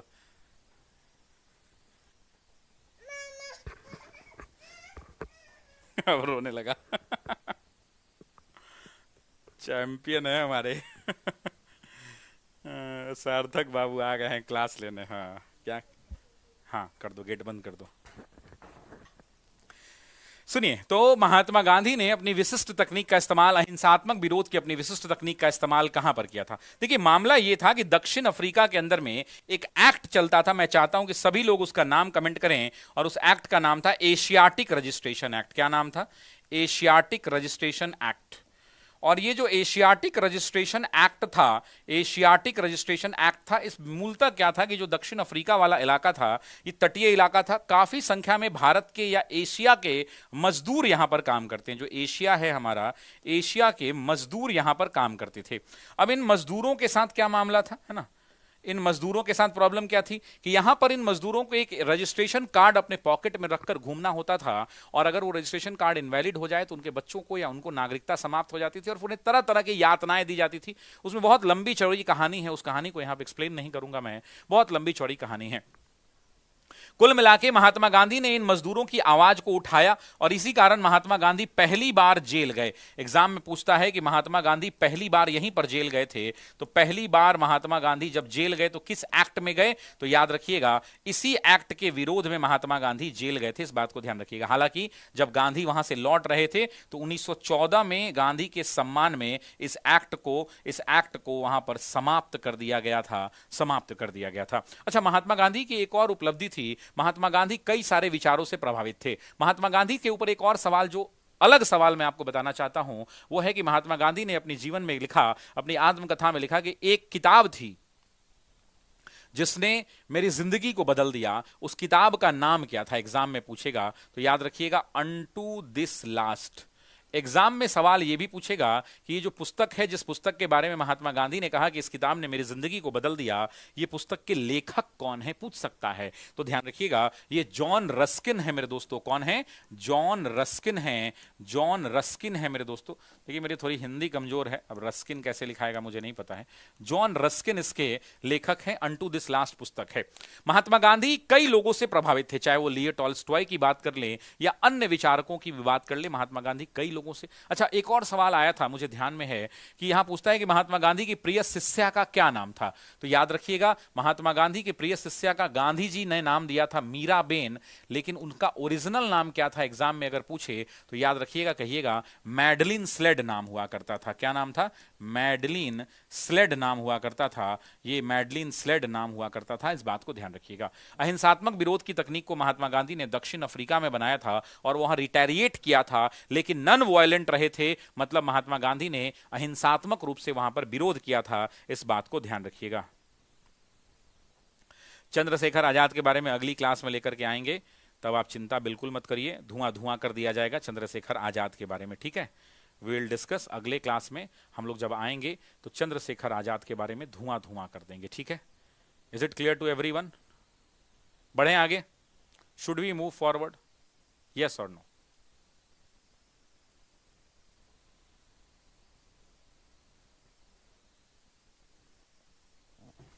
ठीक।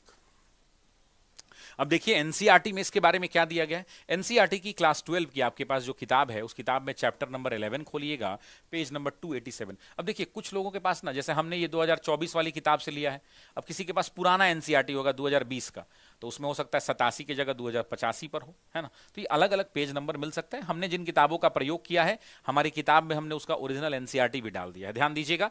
जैसा कि इतिहास, हाँ एक और सवाल, ये पिछली बार, अदरवाइज नहीं लीजिएगा, ये एग्जाम का क्वेश्चन है बीपीएससी का, और ये मैं आज से 1 साल पहले भी करा चुका हूं। 1 साल पहले भी मैंने कराया है कि किसने कहा कि दक्षिण अफ्रीका ने ही गांधी जी को महात्मा बनाया।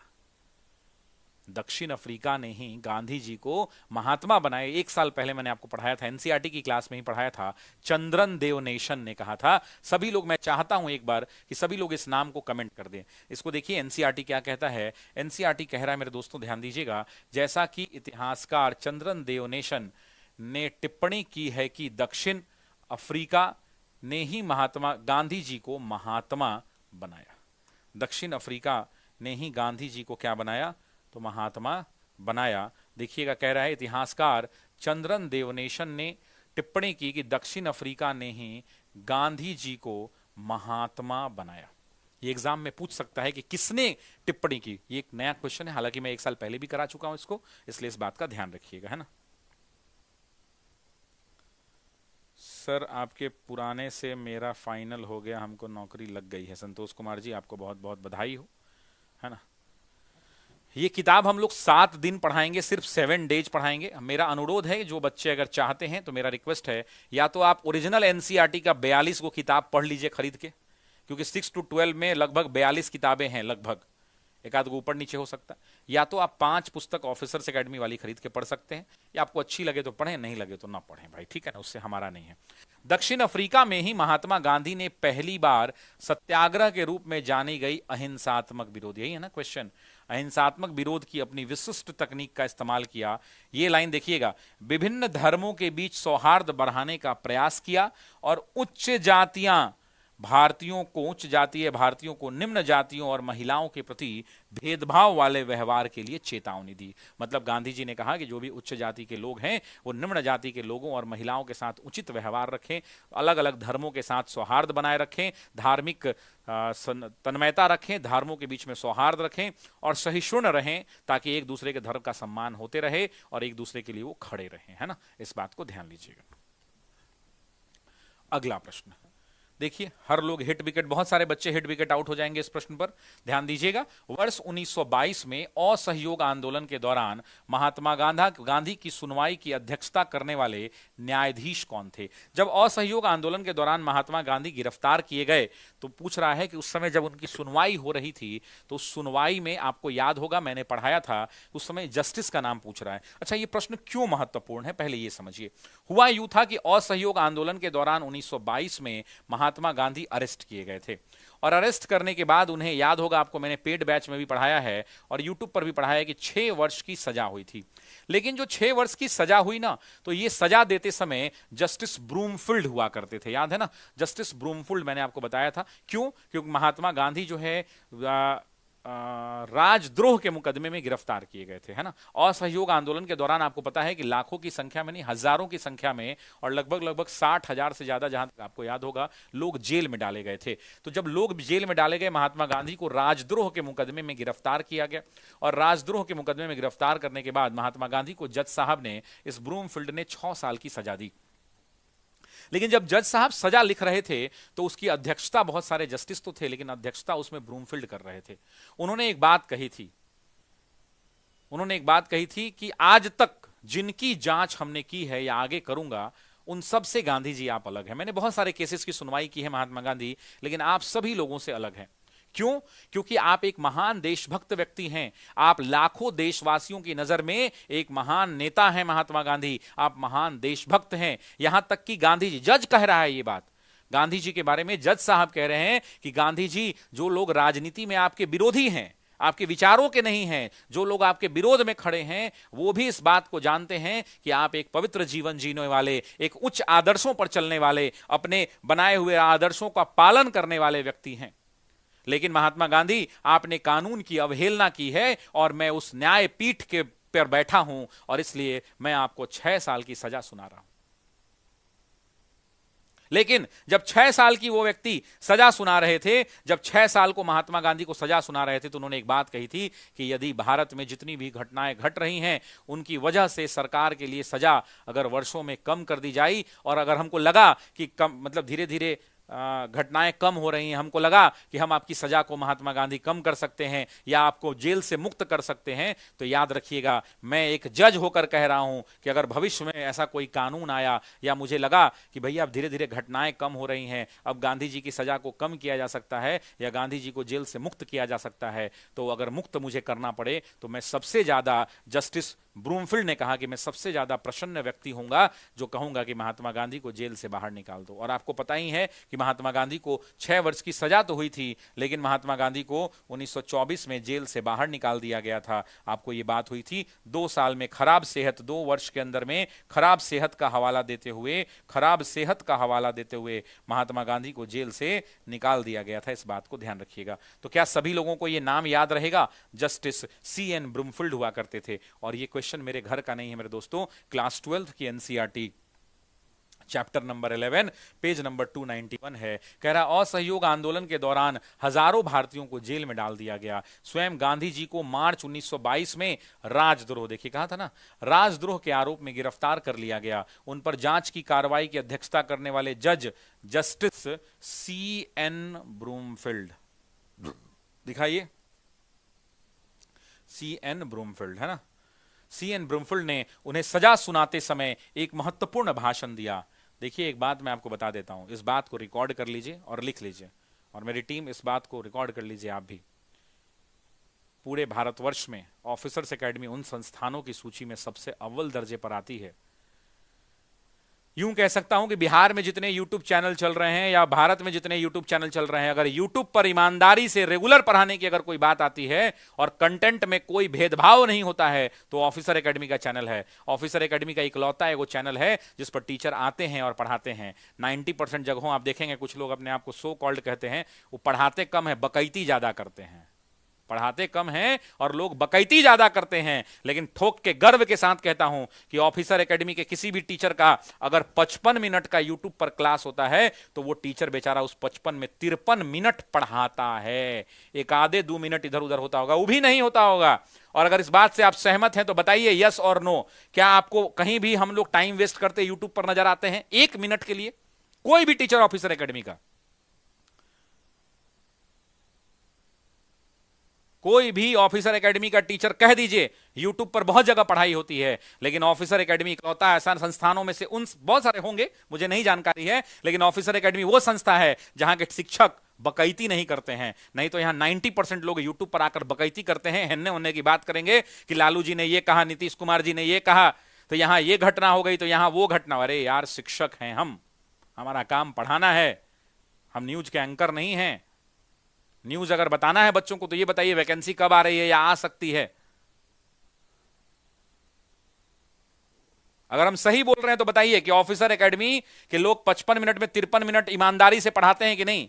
कोई कह दे। कोई डबल मीनिंग बात हमारे क्लास में नहीं होती है, कोई हंसी ठिठोली नहीं होती है, कोई बकैती नहीं होती है। नहीं तो 90% लोग यूट्यूब पर आके बकैती करते हैं, इन्होंने का बात अपना शॉर्ट्स कटवा के चलवाते हैं। और ऑफिसर एकेडमी इकलौता ऐसा चैनल है जहां पर 90% से ज्यादा शॉर्ट्स सिर्फ पढ़ाई के डाले जाते हैं। भले व्यू कम आए कोई फर्क नहीं पड़ता है, लेकिन हम पढ़ाई का शॉर्ट्स डालते हैं।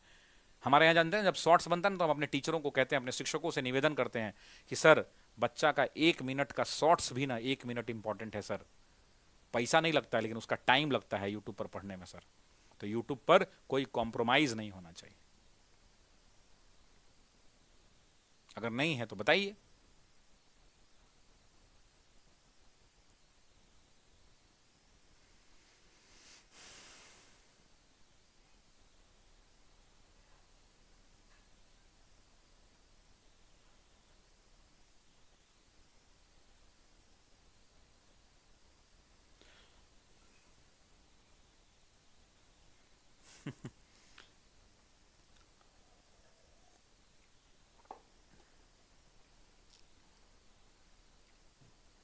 चलिए आइए आगे बढ़ते हैं।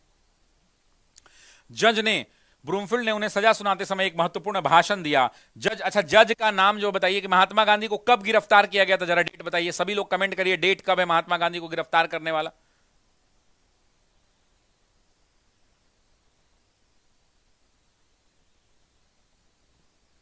जज ने टिप्पणी की, यहां से देखिए, यहां पे देखिए इन्वर्टेड कॉमा है ना एनसीईआरटी में, इस तथ्य को नकारना असंभव होगा कि मैंने आज तक जिनकी जांच की है अथवा करूंगा आप उनसे भिन्न श्रेणी के हैं। इस तथ्य को नकारना, आप लोग भी साथ साथ पढ़िए, मैं पढ़ रहा हूं वो अलग बात है, आप भी पढ़िए, इसको बोर्ड पर फोन घुमाइए, कमेंट बंद कीजिए और पढ़िए। इस तथ्य को नकारना असंभव होगा कि आपके लाखों देशवासियों की दृष्टि में आप एक महान देशभक्त और नेता हैं। यहां तक कि राजनीति में जो लोग आपसे भिन्न मत रखते हैं, आपके विचारों के नहीं हैं, वे भी आपको उच्च आदर्शों और पवित्र जीवन वाले व्यक्तियों के रूप में देखते हैं। चूंकि गांधी जी ने कानून की अवहेलना की थी, अतः उस न्यायपीठ के लिए गांधी जी 6 वर्षों की जेल सुनाना जाना आवश्यक था। जस्टिस ब्रूमफील्ड ने कहा कि यदि भारत में घट रही घटनाओं की वजह से सरकार के लिए सजा के इन वर्षों में कमी और आपको मुक्त करना संभव हुआ, तो इससे मुझसे ज्यादा प्रसन्न कोई नहीं होगा। यह बात जस्टिस ब्रूमफील्ड ने कही थी। अगला क्वेश्चन, ये भी कॉन्सेप्चुअल क्वेश्चन है, ये भी जो है कंसेप्चुअल क्वेश्चन है, ये भी कॉन्सेप्ट वाला क्वेश्चन है। देखिए क्या कह रहा है प्रश्न, नया प्रश्न है, देखिएगा। क्लास 12 की NCERT chapter number 11 page number 299 और ये किस किताब से लिया गया है, तो ये हमारी एनसीईआरटी 360 किताब से बनाया गया है प्रश्न है।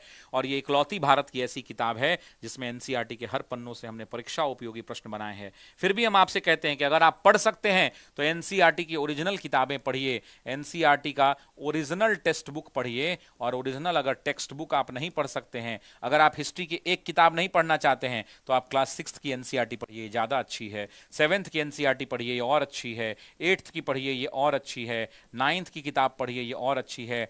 10th की एनसीईआरटी पढ़िए, ये और अच्छी है। 11th का पार्ट 1 पढ़िए, पहली किताब पढ़िए। 11 में दूसरी किताब है, उसको पढ़िए।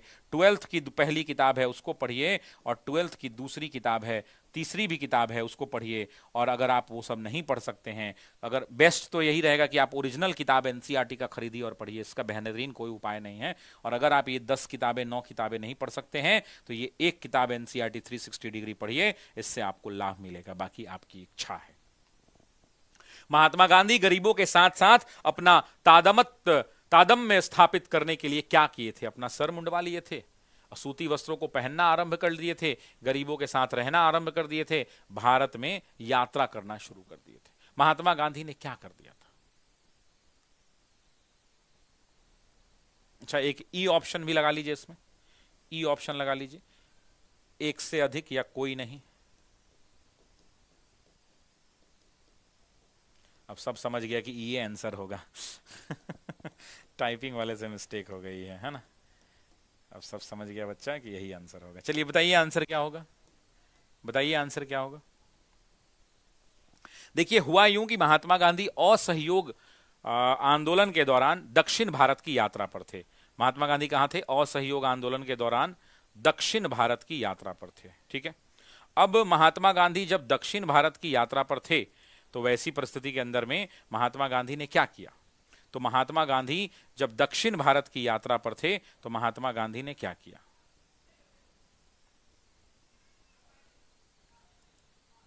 क्या किया महात्मा गांधी ने? सुनिएगा। जब असहयोग आंदोलन चल रहा था मेरे दोस्तों, जब असहयोग आंदोलन चल रहा था, तो असहयोग आंदोलन के दौरान महात्मा गांधी बिहार भी आए थे। उसी दौरान 1921 में महात्मा गांधी दक्षिण भारत की यात्रा पर गए थे। और दक्षिण भारत की यात्रा पर जब ट्रेनों में महात्मा गांधी जा रहे थे, तो महात्मा गांधी ने लोगों से कहा, ऐसा कहानी बताया जाता है कि भाई आप सभी लोग सूती वस्त्र पहनिए और अंग्रेजी वस्त्रों का त्याग कीजिए, जो ब्रिटेन की फैक्ट्रियों में बने हुए कपड़े हैं उनको त्याग कीजिए। तो वहां बैठे हुए एक लोगों ने कहा कि हजूर, सूती वस्त्र तो बहुत महंगा है। तब महात्मा गांधी ने कहा था कि वो धोती पहन के भी आप काम चला सकते हैं। क्या महात्मा गांधी शुरू से ही धोती और लाठी लेके चलते थे? अच्छा, एक बात बताइए, महात्मा गांधी को लाठी कहां मिली थी? बिहार में मिली थी क्या? बिहार, अच्छा हमने ये बता दिया कि बिहार में मिली थी। बिहार के किस जिले से वो लाठी महात्मा गांधी को मिली थी, बताइएगा जरा। बिहार के किस जिले से?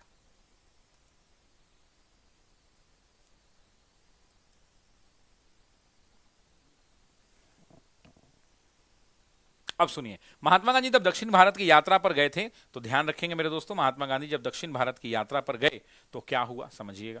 महात्मा गांधी जब दक्षिण भारत की यात्रा पर गए तो मदुरई में, एग्जाम में ये पूछा हुआ सवाल है, ये जो उन्होंने अपना सर मुंडवाया, तो ये सर कहां मुंडवाया आपसे एग्जाम में पूछेगा, तो सभी लोग ध्यान रखेंगे, मदुरई में मुंडवाया, मदुरई में।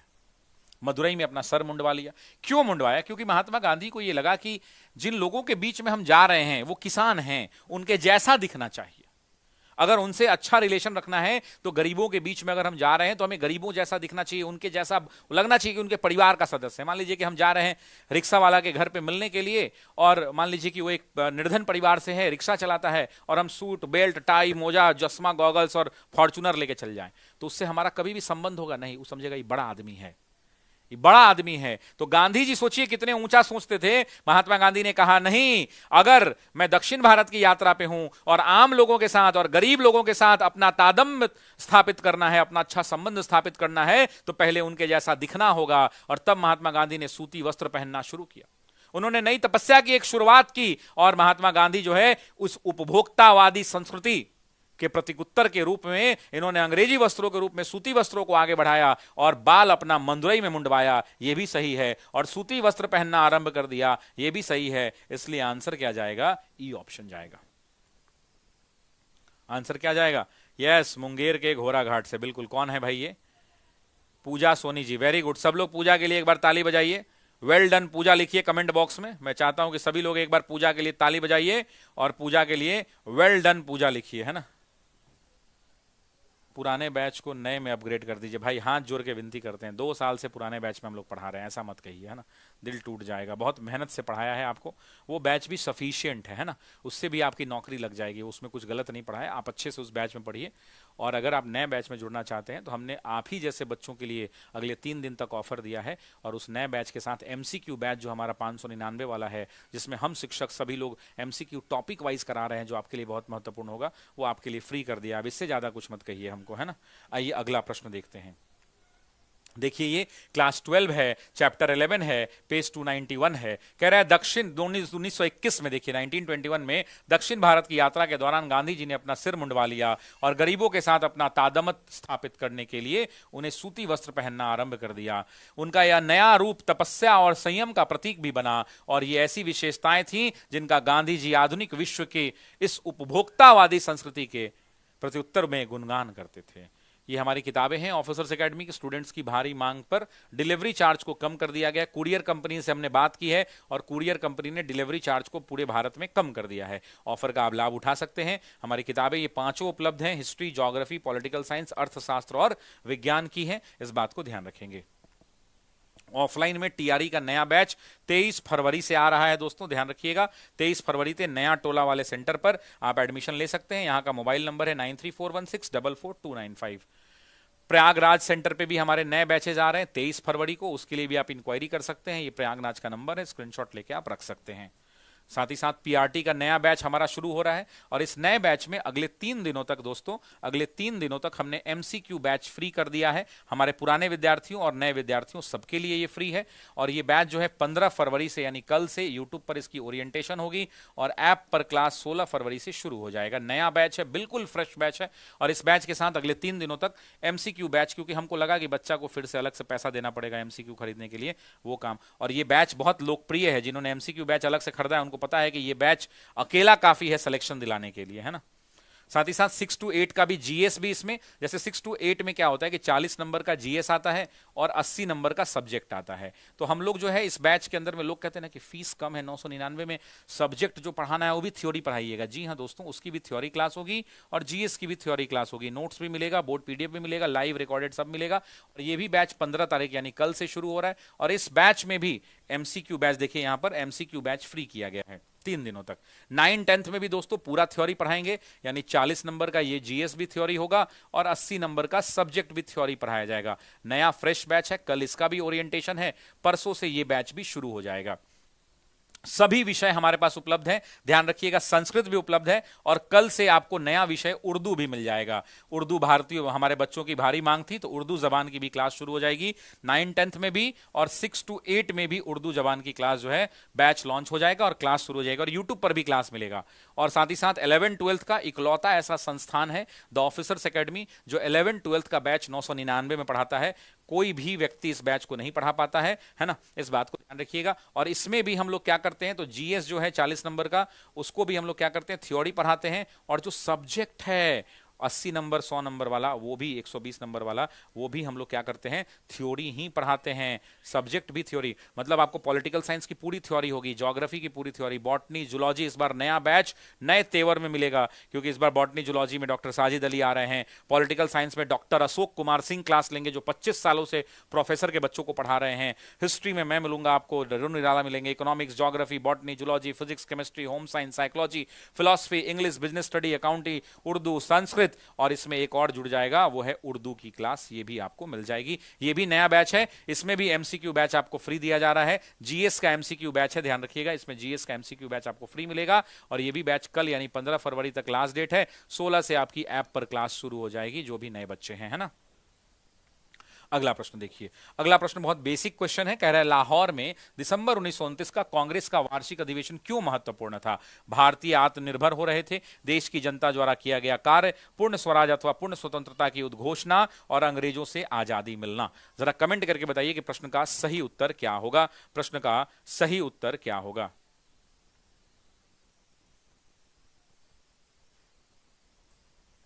प्रश्न का सही उत्तर क्या होगा, कमेंट करके बताइए, है ना। सभी लोग कमेंट करके बताएंगे कि प्रश्न का सही उत्तर क्या होगा। Everyone please comment. Bihar police के लिए क्या पढ़ें गुरुजी? बिहार दरोगा के लिए भी एनसीईआरटी की किताब पढ़ लीजिए, और बिहार पुलिस के लिए भी। अरे यार एक बार खरीदो। देखो एक बात ना, मेरे को बच्चे बार बार पूछते हैं, मैं 1 सेकंड और लूंगा मेरे भाई, रुक जाओ यार, क्लियर ही कर लेता हूं अभी ना। बहुत लोग बार बार पूछते हैं कि सर बीपीएससी के लिए क्या करूं, टीआरई 1 to 5 के लिए क्या करूं। आप मुझे पूछेंगे, मैं कहूंगा ये 5 किताबें काफी हैं।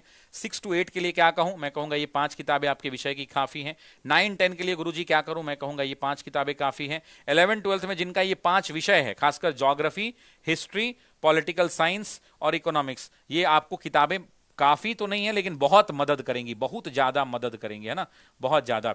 लोग पूछते हैं कि बिहार दरोगा के लिए क्या कहूं, मैं बोलूंगा कि ये एनसीईआरटी काफी है। मैं बोलेंगे बिहार पुलिस के लिए क्या करूं, मैं कहूंगा एनसीईआरटी काफी है। लोग कहेंगे सर एईडीओ के लिए क्या करूं, मैं कहूंगा एनसीईआरटी काफी है। लोग कहेंगे बिहार एसएससी के लिए क्या करूं, इंटर लेवल के लिए, ग्रेजुएशन लेवल के लिए, मैं कहूंगा ये काफी। भाई इस बात को आप समझिए, क्यों नहीं समझते हैं कि जिस भी एग्जाम के सिलेबस में जीएस है, यानी हिस्ट्री, ज्योग्राफी, पॉलिटी, इकोनॉमी और साइंस है, ये सारी की सारी आईएएस तक की सिलेबस जो है ना 6 to 12 में समेट ली जाती है। तो भाई जब ये किताब एक बार आ गई तो बार बार क्यों अलग अलग किताब खरीदना यार, क्यों खरीदना अलग अलग किताब मेरे भाई? कहीं भी पढ़िए, एक से पढ़िए। सुनिए अब इस प्रश्न का, आप सभी लोग इस प्रश्न का सही उत्तर जानते हैं, बहुत बेसिक क्वेश्चन है ये, पूर्ण स्वराज। मैं यहां पे 2-3 बातें पूछना चाहता हूं कि पूर्ण स्वराज जो है एक एग्जाम में क्वेश्चन कंफ्यूज करेगा कि भारतीय राष्ट्रीय कांग्रेस ने, आईएनसी ने अपना नया लक्ष्य पूर्ण स्वराज कब स्वीकार किया, जरा बताइए। तो आपसे एग्जाम में पूछेगा कि आईएनसी ने किस वर्ष अपना नया लक्ष्य के रूप में पूर्ण स्वराज को स्वीकार किया, तो कंफ्यूज नहीं होना है, 1927 में। याद है ना, डॉक्टर एमए अंसारी हुआ करते थे। कौन? डॉक्टर एमए अंसारी हुआ करते थे, और इसी एमए अंसारी साहब ने पूर्ण स्वराज को कांग्रेस का नया लक्ष्य घोषित किया था।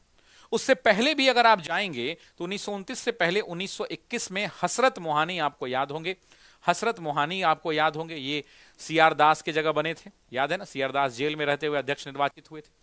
उसके बाद आपको याद होगा 1925 के अंदर में सरोजनी नायडू ने कानपुर में भी यह प्रयास किया था, लेकिन दोनों जगह विफलता हाथ लगी थी। दोस्तों ध्यान रखिएगा, विफलता हाथ लगी थी। लेकिन तब जाकर 1927 में एग्जाम में सवाल आ सकता है, और बच्चा जो है ना जब पूछता है कि नया लक्ष्य पूर्ण स्वराज कब, तब भी लोग 1929 ही मार देते हैं, यही एग्जाम में गलती होती है। नहीं, डॉक्टर एमएन अंसारी ने यह प्रस्ताव पारित किया था जब साइमन वाला मामला आया था, और वहीं पे कहा था कि हम कांग्रेस का नया लक्ष्य पूर्ण स्वराज रखेंगे। ठीक है, अब सुनिए इसका एक और कहानी है। जब पूर्ण स्वराज लक्ष्य रखने से पहले आपको पता होगा कि भारत में साइमन कमीशन आया था। साइमन कमीशन ने भारत के अंदर में पूरा जांच किया, साइमन का विरोध हुआ था, वो पूरी कहानी मैं अलग बता चुका हूं। साइमन कमीशन में क्या हुआ, लाठियां चली, वो बॉम्बे पहुंचे, हड़तालें हुई, कौन लोग आए कौन लोग नहीं आए, दिल्ली पहुंचे, वो पूरा कहानी आपको बता चुका हूं। साइमन कमीशन जब भारत की यात्रा पे था तो साइमन कमीशन का विरोध हुआ, और विरोध के बाद साइमन वापस गया। साइमन दोबारा भी आया भारत, दोबारा उसने रिपोर्ट जमा की। 1930 मई में, 17 मई को रिपोर्ट आई, वो अलग बात है। जब साइमन का विरोध हो रहा था तो उस समय भारत के जो हैं राज्य सचिव हुआ करते थे लॉर्ड बर्कनहेड। कौन हुआ करते थे? लॉर्ड बर्कनहेड, ध्यान रखना, लॉर्ड बर्कनहेड। और ये जो लॉर्ड बर्कनहेड थे दोस्तों ना, ये बर्कनहेड थे ना, इनसे भारतीय नेता जाके लड़ गए। तो जब लड़े ना तो पंडित जवाहरलाल नेहरू और मोतीलाल नेहरू लड़ गए। तो इन्होंने मोतीलाल को बुलाया, Motilal Nehru please come here. आए नेहरू जी, उन्होंने कहा सुनिए, आपको अगर लगता है कि आप में बहुत एकता है, हिम्मत है, तो जाइए आप लोग सभी लोग मिलकर भारत के लिए एक संविधान का या एक ऐसा मसौदा तैयार कीजिए जिसमें सब लोग इकट्ठा हों। अब इन्होंने चैलेंज दे दिया। जब इन्होंने मोतीलाल नेहरू को चैलेंज दिया तो मोतीलाल नेहरू ने सर्वदलीय बैठक बुलवाई। सर्वदलीय बैठक की अध्यक्षता दिल्ली में डॉक्टर एम ए अंसारी ने की और तय हुआ कि हम लोग एक रिपोर्ट तैयार करेंगे और यही रिपोर्ट था नेहरू रिपोर्ट। यही रिपोर्ट क्या था? नेहरू रिपोर्ट। नेहरू रिपोर्ट से कई बार हमने बता चुके हैं, अभी नेहरू रिपोर्ट की चर्चा हम नहीं करेंगे, नहीं तो फिर मोतीलाल जवाहरलाल ये वो चलेगा, वो छोड़ दीजिए। नेहरू रिपोर्ट में एक मांग जो महत्वपूर्ण थी वो थी डोमेनियन की मांग। डोमेनियन का मतलब होता है अधिराज्य की मांग। अब इसमें डिटेल में नहीं जाएंगे, ध्यान दीजिएगा। जब डोमिनियन की मांग हुई तो डोमिनियन की मांग पे मोतीलाल नेहरू के बेटे थे पंडित जवाहरलाल नेहरू, वो नाराज हो गए और उनके साथ एक और व्यक्ति थे सुभाष चंद्र बोस, वो भी नाराज हो गए और उन्होंने कहा कि हम कांग्रेस से इस्तीफा देते हैं और उन्होंने एक अलग पॉलिटिकल पार्टी बनाने की घोषणा कर दी। उसका नाम था, एग्जाम में टीआरई का पूछा हुआ भी है, मैच द फॉलोइंग में, इंडिया फॉर इंडिपेंडेंस लीग, याद होगा। यही डोमिनियन के मुद्दे पर ये दो लोग नाराज हो गए थे, जवाहरलाल नेहरू प्लस सुभाष चंद्र बोस। और ये सुभाष चंद्र बोसों ने मिलकर क्या बनाया? तो इंडिपेंडेंस फॉर इंडिया लीग बनाया, एक पॉलिटिकल ऑर्गेनाइजेशन बनाया। हालांकि बाद में ये मर्ज भी हो गया, इंडिपेंडेंस फॉर इंडिया लीग बनाया और इन्होंने कहा कि हम इसका विरोध करते हैं। फिर मान मनोवल हुआ। मान मनोवल के बाद यह तय हुआ कि अगर 1928 का यह अधिवेशन था, अगर अगले साल यानी 1929 से पहले अगर हमारी डोमिनियन की मांग को अंग्रेजों ने यानी सो कॉल्ड लॉर्ड इरविन जो भारत के वॉइसरॉय थे, उन्होंने अगर स्वीकार कर लिया तो ठीक है, और अगर नहीं स्वीकार किया डोमिनियन की मांग को तो हम लोग पूर्ण स्वराज की मांग 1929 में रखेंगे। अब यहीं पर विवाद होता है। विवाद क्या होता है मेरे दोस्तों? जब 1929 आता है तो आप जानते हैं कि 1929 में पूर्ण स्वराज रखा गया। तो इतिहासकार कहते हैं कि लॉर्ड इरविन ने डोमिनियन की मांगों को नहीं माना। ये एग्जाम का क्वेश्चन भी हो सकता है। लॉर्ड इरविन ने डोमिनियन की मांग को नहीं माना। लेकिन एक पक्ष और भी है, वो अगला पक्ष क्या है? 2 दिखा रहा है सर, न्यू बैच बीएसटी का कौन सा है? 2026 के नाम से होगा, देखिएगा ना, लिखा हुआ होगा उसमें न्यू बैच करके। तो सुनिए मैं क्या बता रहा था, प्लीज डिस्टर्ब मत कीजिए, मैं क्या बोल रहा था अभी। हाँ, डोमिनियन की मांग पर एक विचार आया कि भाई डोमिनियन की मांग पे अंग्रेजों का क्या कहना था? अंग्रेजों का कहना था कि डोमिनियन का आप मतलब है अधिराज्य मांग रहे हैं, और अधिराज्य एक समरूप है स्वशासन के, जो स्वशासन हम पहले ही आपकी मांग को मान चुके हैं, तो इसका कोई औचित्य नहीं रह जाता है। लॉर्ड इरविन का ये कहना था, ये तो ऑलरेडी मांगी गई मान है, आपको पहले ही स्वीकार कर लिया गया, आप झूठ मूठ के डोमिनियन मांग रहे हैं। लेकिन नेहरू जी नहीं रुके और नेहरू ने 1929 में एक अधिवेशन बुलाया और उस अधिवेशन का नाम था लाहौर अधिवेशन। और लाहौर अधिवेशन में दोस्तों आपको याद रखिएगा 5 बड़ी बातें। सबसे पहली बात कि यहां पर पूर्ण स्वराज का प्रस्ताव जो है क्या हुआ? पारित हुआ। पूर्ण स्वराज का प्रस्ताव पारित हुआ। दूसरा, जब पूर्ण स्वराज का प्रस्ताव पारित हुआ तो दूसरी बात यहां पर जो महत्वपूर्ण है वो बात यह है कि पूर्ण स्वराज का प्रस्ताव पारित होने के बाद, पूर्ण स्वराज के प्रस्ताव को पारित होने के बाद क्या हुआ? तो यहां पर 31 दिसंबर को, ध्यान रखिएगा, 31 दिसंबर को किस नदी के तट पे? तो रावी नदी के तट पर तिरंगा झंडा फहराया गया। तिरंगा झंडा फहराया गया। उसके बाद लोगों में राष्ट्र के प्रति भावना या यूं कहें राष्ट्रवाद की भावना को पुनः जागृत करने के लिए महात्मा गांधी ने यह तय किया कि 26 जनवरी 1930 को हम पूर्ण स्वतंत्रता दिवस के रूप में या पूर्ण स्वतंत्रता दिवस के रूप में मनाएंगे। पूर्ण स्वतंत्रता दिवस के रूप में पूरे भारत में मनाएंगे। और महात्मा गांधी ने लोगों से कहा कि सभी चौक चौराहों पर, ऑफिसों पर, कार्यालयों पर, सभी जगह लोग तिरंगा झंडा फहराएं। और वो डेट डिसाइड हुआ 26 जनवरी 1930 को। इस बात को ध्यान रखिएगा। इसी 26 जनवरी 1930 को हमारे संविधान को अपनाया भी गया। आप जानते हैं कि हमारा संविधान 26 नवंबर 1950 को बनके तैयार हो गया था, 1949 को, सॉरी 1949 को। लेकिन इसे अपनाया इसी दिन जा सकता था, लेकिन अपनाया गया 26 जनवरी को, क्योंकि एक ऐतिहासिक दिन है और इस दिन पहले से भी पूर्ण स्वतंत्रता दिवस हम लोग मना चुके हैं, है ना। ज्ञान का दीप पढ़ लेता हूं भाई। ज्ञान का दीप जलाकर संशय के तिमिर मिटाते हैं, शशि सर अपनी कलम से मंजिल की राह दिखाते हैं, उनकी बातों में सादगी और अनुभव का संगम है, भटके हुए परिंदों को वो उड़ना आज सिखाते हैं। देखिए मेरे भाई, सभी शिक्षक का यही कार्य है। अमन जी बहुत शुक्रिया आपके इन शब्दों के लिए। लेकिन इस बात को ध्यान रखिएगा कि सभी शिक्षक जो आपको पढ़ाते हैं ना, सभी लोग बेहतरीन पढ़ाते हैं। कोई भी शिक्षक अच्छा और बुरा नहीं होता है। जिनसे आपको समझ में आता है आप उन शिक्षक से पढ़िए। लेकिन इस बात को ध्यान रखिए इस बात को ध्यान रखिए मेरे दोस्तों कि सभी शिक्षक अच्छा आपको पढ़ाते हैं, लेकिन इस बात को आप ध्यान रखिए कि आपको जिनसे समझ में आता है आप उनसे पढ़िए।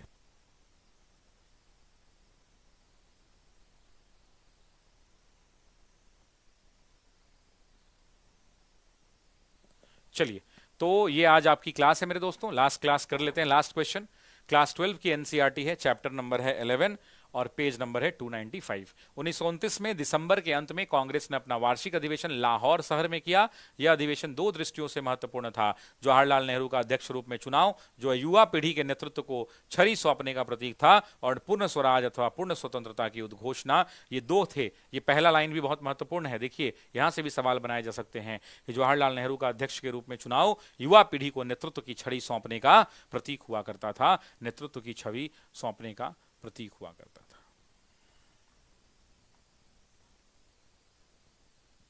जा रहा है प्रत्युष जी, झारखंड भी जा रहा है। थोड़ा समय देंगे तब तो। क्यों नहीं जाएगा झारखंड?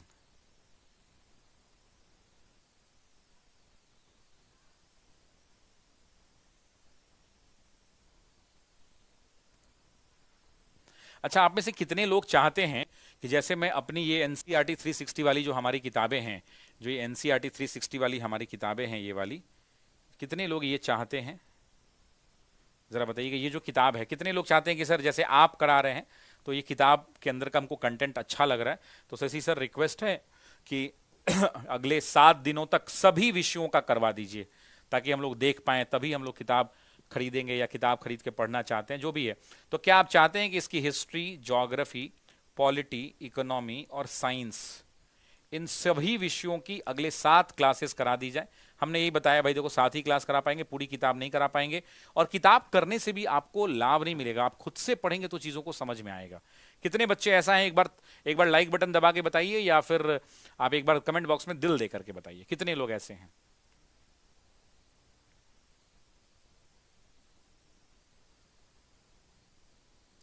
सर एनसीईआरटी 360 वाला बैच कब शुरू होगा? अभी अभी नहीं, अभी रुक जाइए भाई, अभी पहले पढ़ाई करिए। टीआरई 4 इंपॉर्टेंट है। किताब पहले खरीद लीजिए, किताब खरीदने के बाद उसको खुद से पढ़िए, तब आगे देखा जाएगा।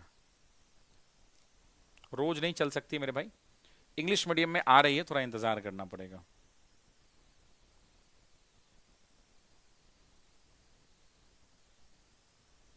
चलिए, तो पॉलिटिकल साइंस का अवेलेबल है, हर चीज का बैच उपलब्ध है। तो चलिए, मेरा प्रॉमिस रहा आपसे, हम लोग कोशिश करते हैं कि इसको जल्द से जल्द शुरू करें। जैसे ही चैनल खाली होता है, जल्द से जल्द इसको शुरू करेंगे मेरे दोस्तों, इस बात को ध्यान रखिएगा। बाकी नए बैचेस की जानकारी हमने आपको दे दी है। पीआरटी के बैचेस हैं वो भी उपलब्ध हैं, 6 to 8 के बैचेस हैं वो भी उपलब्ध हैं। पीआरटी में भी आप देख रहे होंगे मेरे स्क्रीन पर पीछे में कि पीआरटी में भी बैचेस उपलब्ध हैं। साथ ही साथ आपको दिख रहा होगा कि ये 6 to 8 के अंदर में भी सभी विषयों की क्लासेस उपलब्ध हैं। 9, 10th में भी सभी विषयों की क्लासेस उपलब्ध हैं। सब 15 तारीख से, यानी कल से शुरू हो रही हैं। और ये 11, 12th में भी सभी विषयों की क्लास, 11, 12th कहीं नहीं मिलता है। ऑफिसर एकेडमी में इस बार का उर्दू भी आपको मिलने वाला है, उर्दू विषय भी हमने शामिल कर लिया है, और उर्दू की सभी जगह क्लास मिलेंगी आपको, ध्यान रखिएगा। उर्दू जबान भी हमारे लिए बेहद प्रिय है। और इसी के साथ आज आपको छोड़े जाते हैं, इन्हीं वादों के साथ कि अगली क्लास में पुनः मुलाकात होगी। और जितने भी लोगों ने पेड बैच खरीदा है वो कल शाम 6 बजे आ जाएंगे, क्योंकि कल शाम 6 बजे हम लोग उस बैच को यूट्यूब पर लॉन्च करेंगे, स्टार्ट करेंगे। पहली क्लास होगी, ओरिएंटेशन होगी, वहां मैं कुछ टिप्स और ट्रिक्स दूंगा आपको। और उसके बाद परसों से आपकी ऐप पर पहला क्लास सिलेबस मैंने डिजाइन कर रखा है। इस बार बहुत अलग तरीके से नए बैच में हम लोग पढ़ा रहे हैं। इस नए बैच में हम लोगों ने बहुत कुछ सीखा है ना, हम लोग भी सीखते हैं, तो हम लोगों ने अपने सारे कंटेंट को एनसीईआरटी से अलाइन कर दिया है। इसमें बहुत टाइम लगेगा। हाँ, आप लोग से एक ही समर्थन चाहिए कि पहले जो चीजें 20 क्लास में होती थी, अब वो 25 क्लास में होंगी। पहले जिन सब्जेक्ट्स में 100 क्लास लगता था, उसमें 125 क्लास लगेगा। कोई दिक्कत तो नहीं है ना? सब लोग, अच्छा सभी लोगों को ये एक्सेप्ट है ना कि हाँ सर 125 ले लीजिए? क्या सभी लोग एक्सेप्ट करते हैं इस बात को कि सर भले एनसीईआरटी को जोड़कर पढ़ा दीजिए? क्योंकि हमने और बैचेस में पहले ये नहीं किया है, तो अब नए बैचेस के साथ हम लोग इस बार परिवर्तन लाना चाहते हैं, क्योंकि हम लोग को भी पता है ना कि सिलेक्शन एनसीईआरटी से ही हो रहा है। तो हम जो भी टॉपिक पढ़ाएंगे उसमें एनसीईआरटी को लिंक करके पढ़ाएंगे। तो अगर सब लोग इस बात के लिए रेडी है ना कि 100 की जगह 125 क्लास ले लीजिए सर, जहां 50 क्लास लगता होगा वहां आपको 65 क्लास लगेगा सर, कोई दिक्कत नहीं है ना? 64 क्लास, 62 क्लास लगेगा, हम लोग पढ़ लेंगे सर। सब लोग तैयार है ना इस बात के लिए? एक बार कमेंट बॉक्स में बता दीजिए, यस सर कर दीजिए, है ना? यस सर, बहुत बहुत शुक्रिया आप सभी साथियों का। और आपको आज की मेरी ये क्लास कैसी लगी मैं आपके कमेंट को पढ़ने के लिए आज इंतजार करूंगा। तो जितने भी लोग इस क्लास को देख रहे हैं, अभी ये क्लास, अभी जो कमेंट करेंगे वो बाद में नहीं दिखेगा, तो अभी ये क्लास अगले 10 सेकंड में खत्म हो जाएगी। खत्म होने के बाद आप पुनः बंद कर दीजिएगा यूट्यूब को, दोबारा से खोलिएगा और कमेंट बॉक्स में आकर एक प्यारा सा कमेंट मेरे लिए छोड़ जाइएगा और मैं उस कमेंट को पढ़ के अपने आईडी से जवाब दूंगा, जो आईडी होगा शशि सरन सर का। ठीक है, चलिए मिलते हैं कमेंट बॉक्स में। बहुत बहुत शुक्रिया, बहुत बहुत धन्यवाद। आइए कमेंट में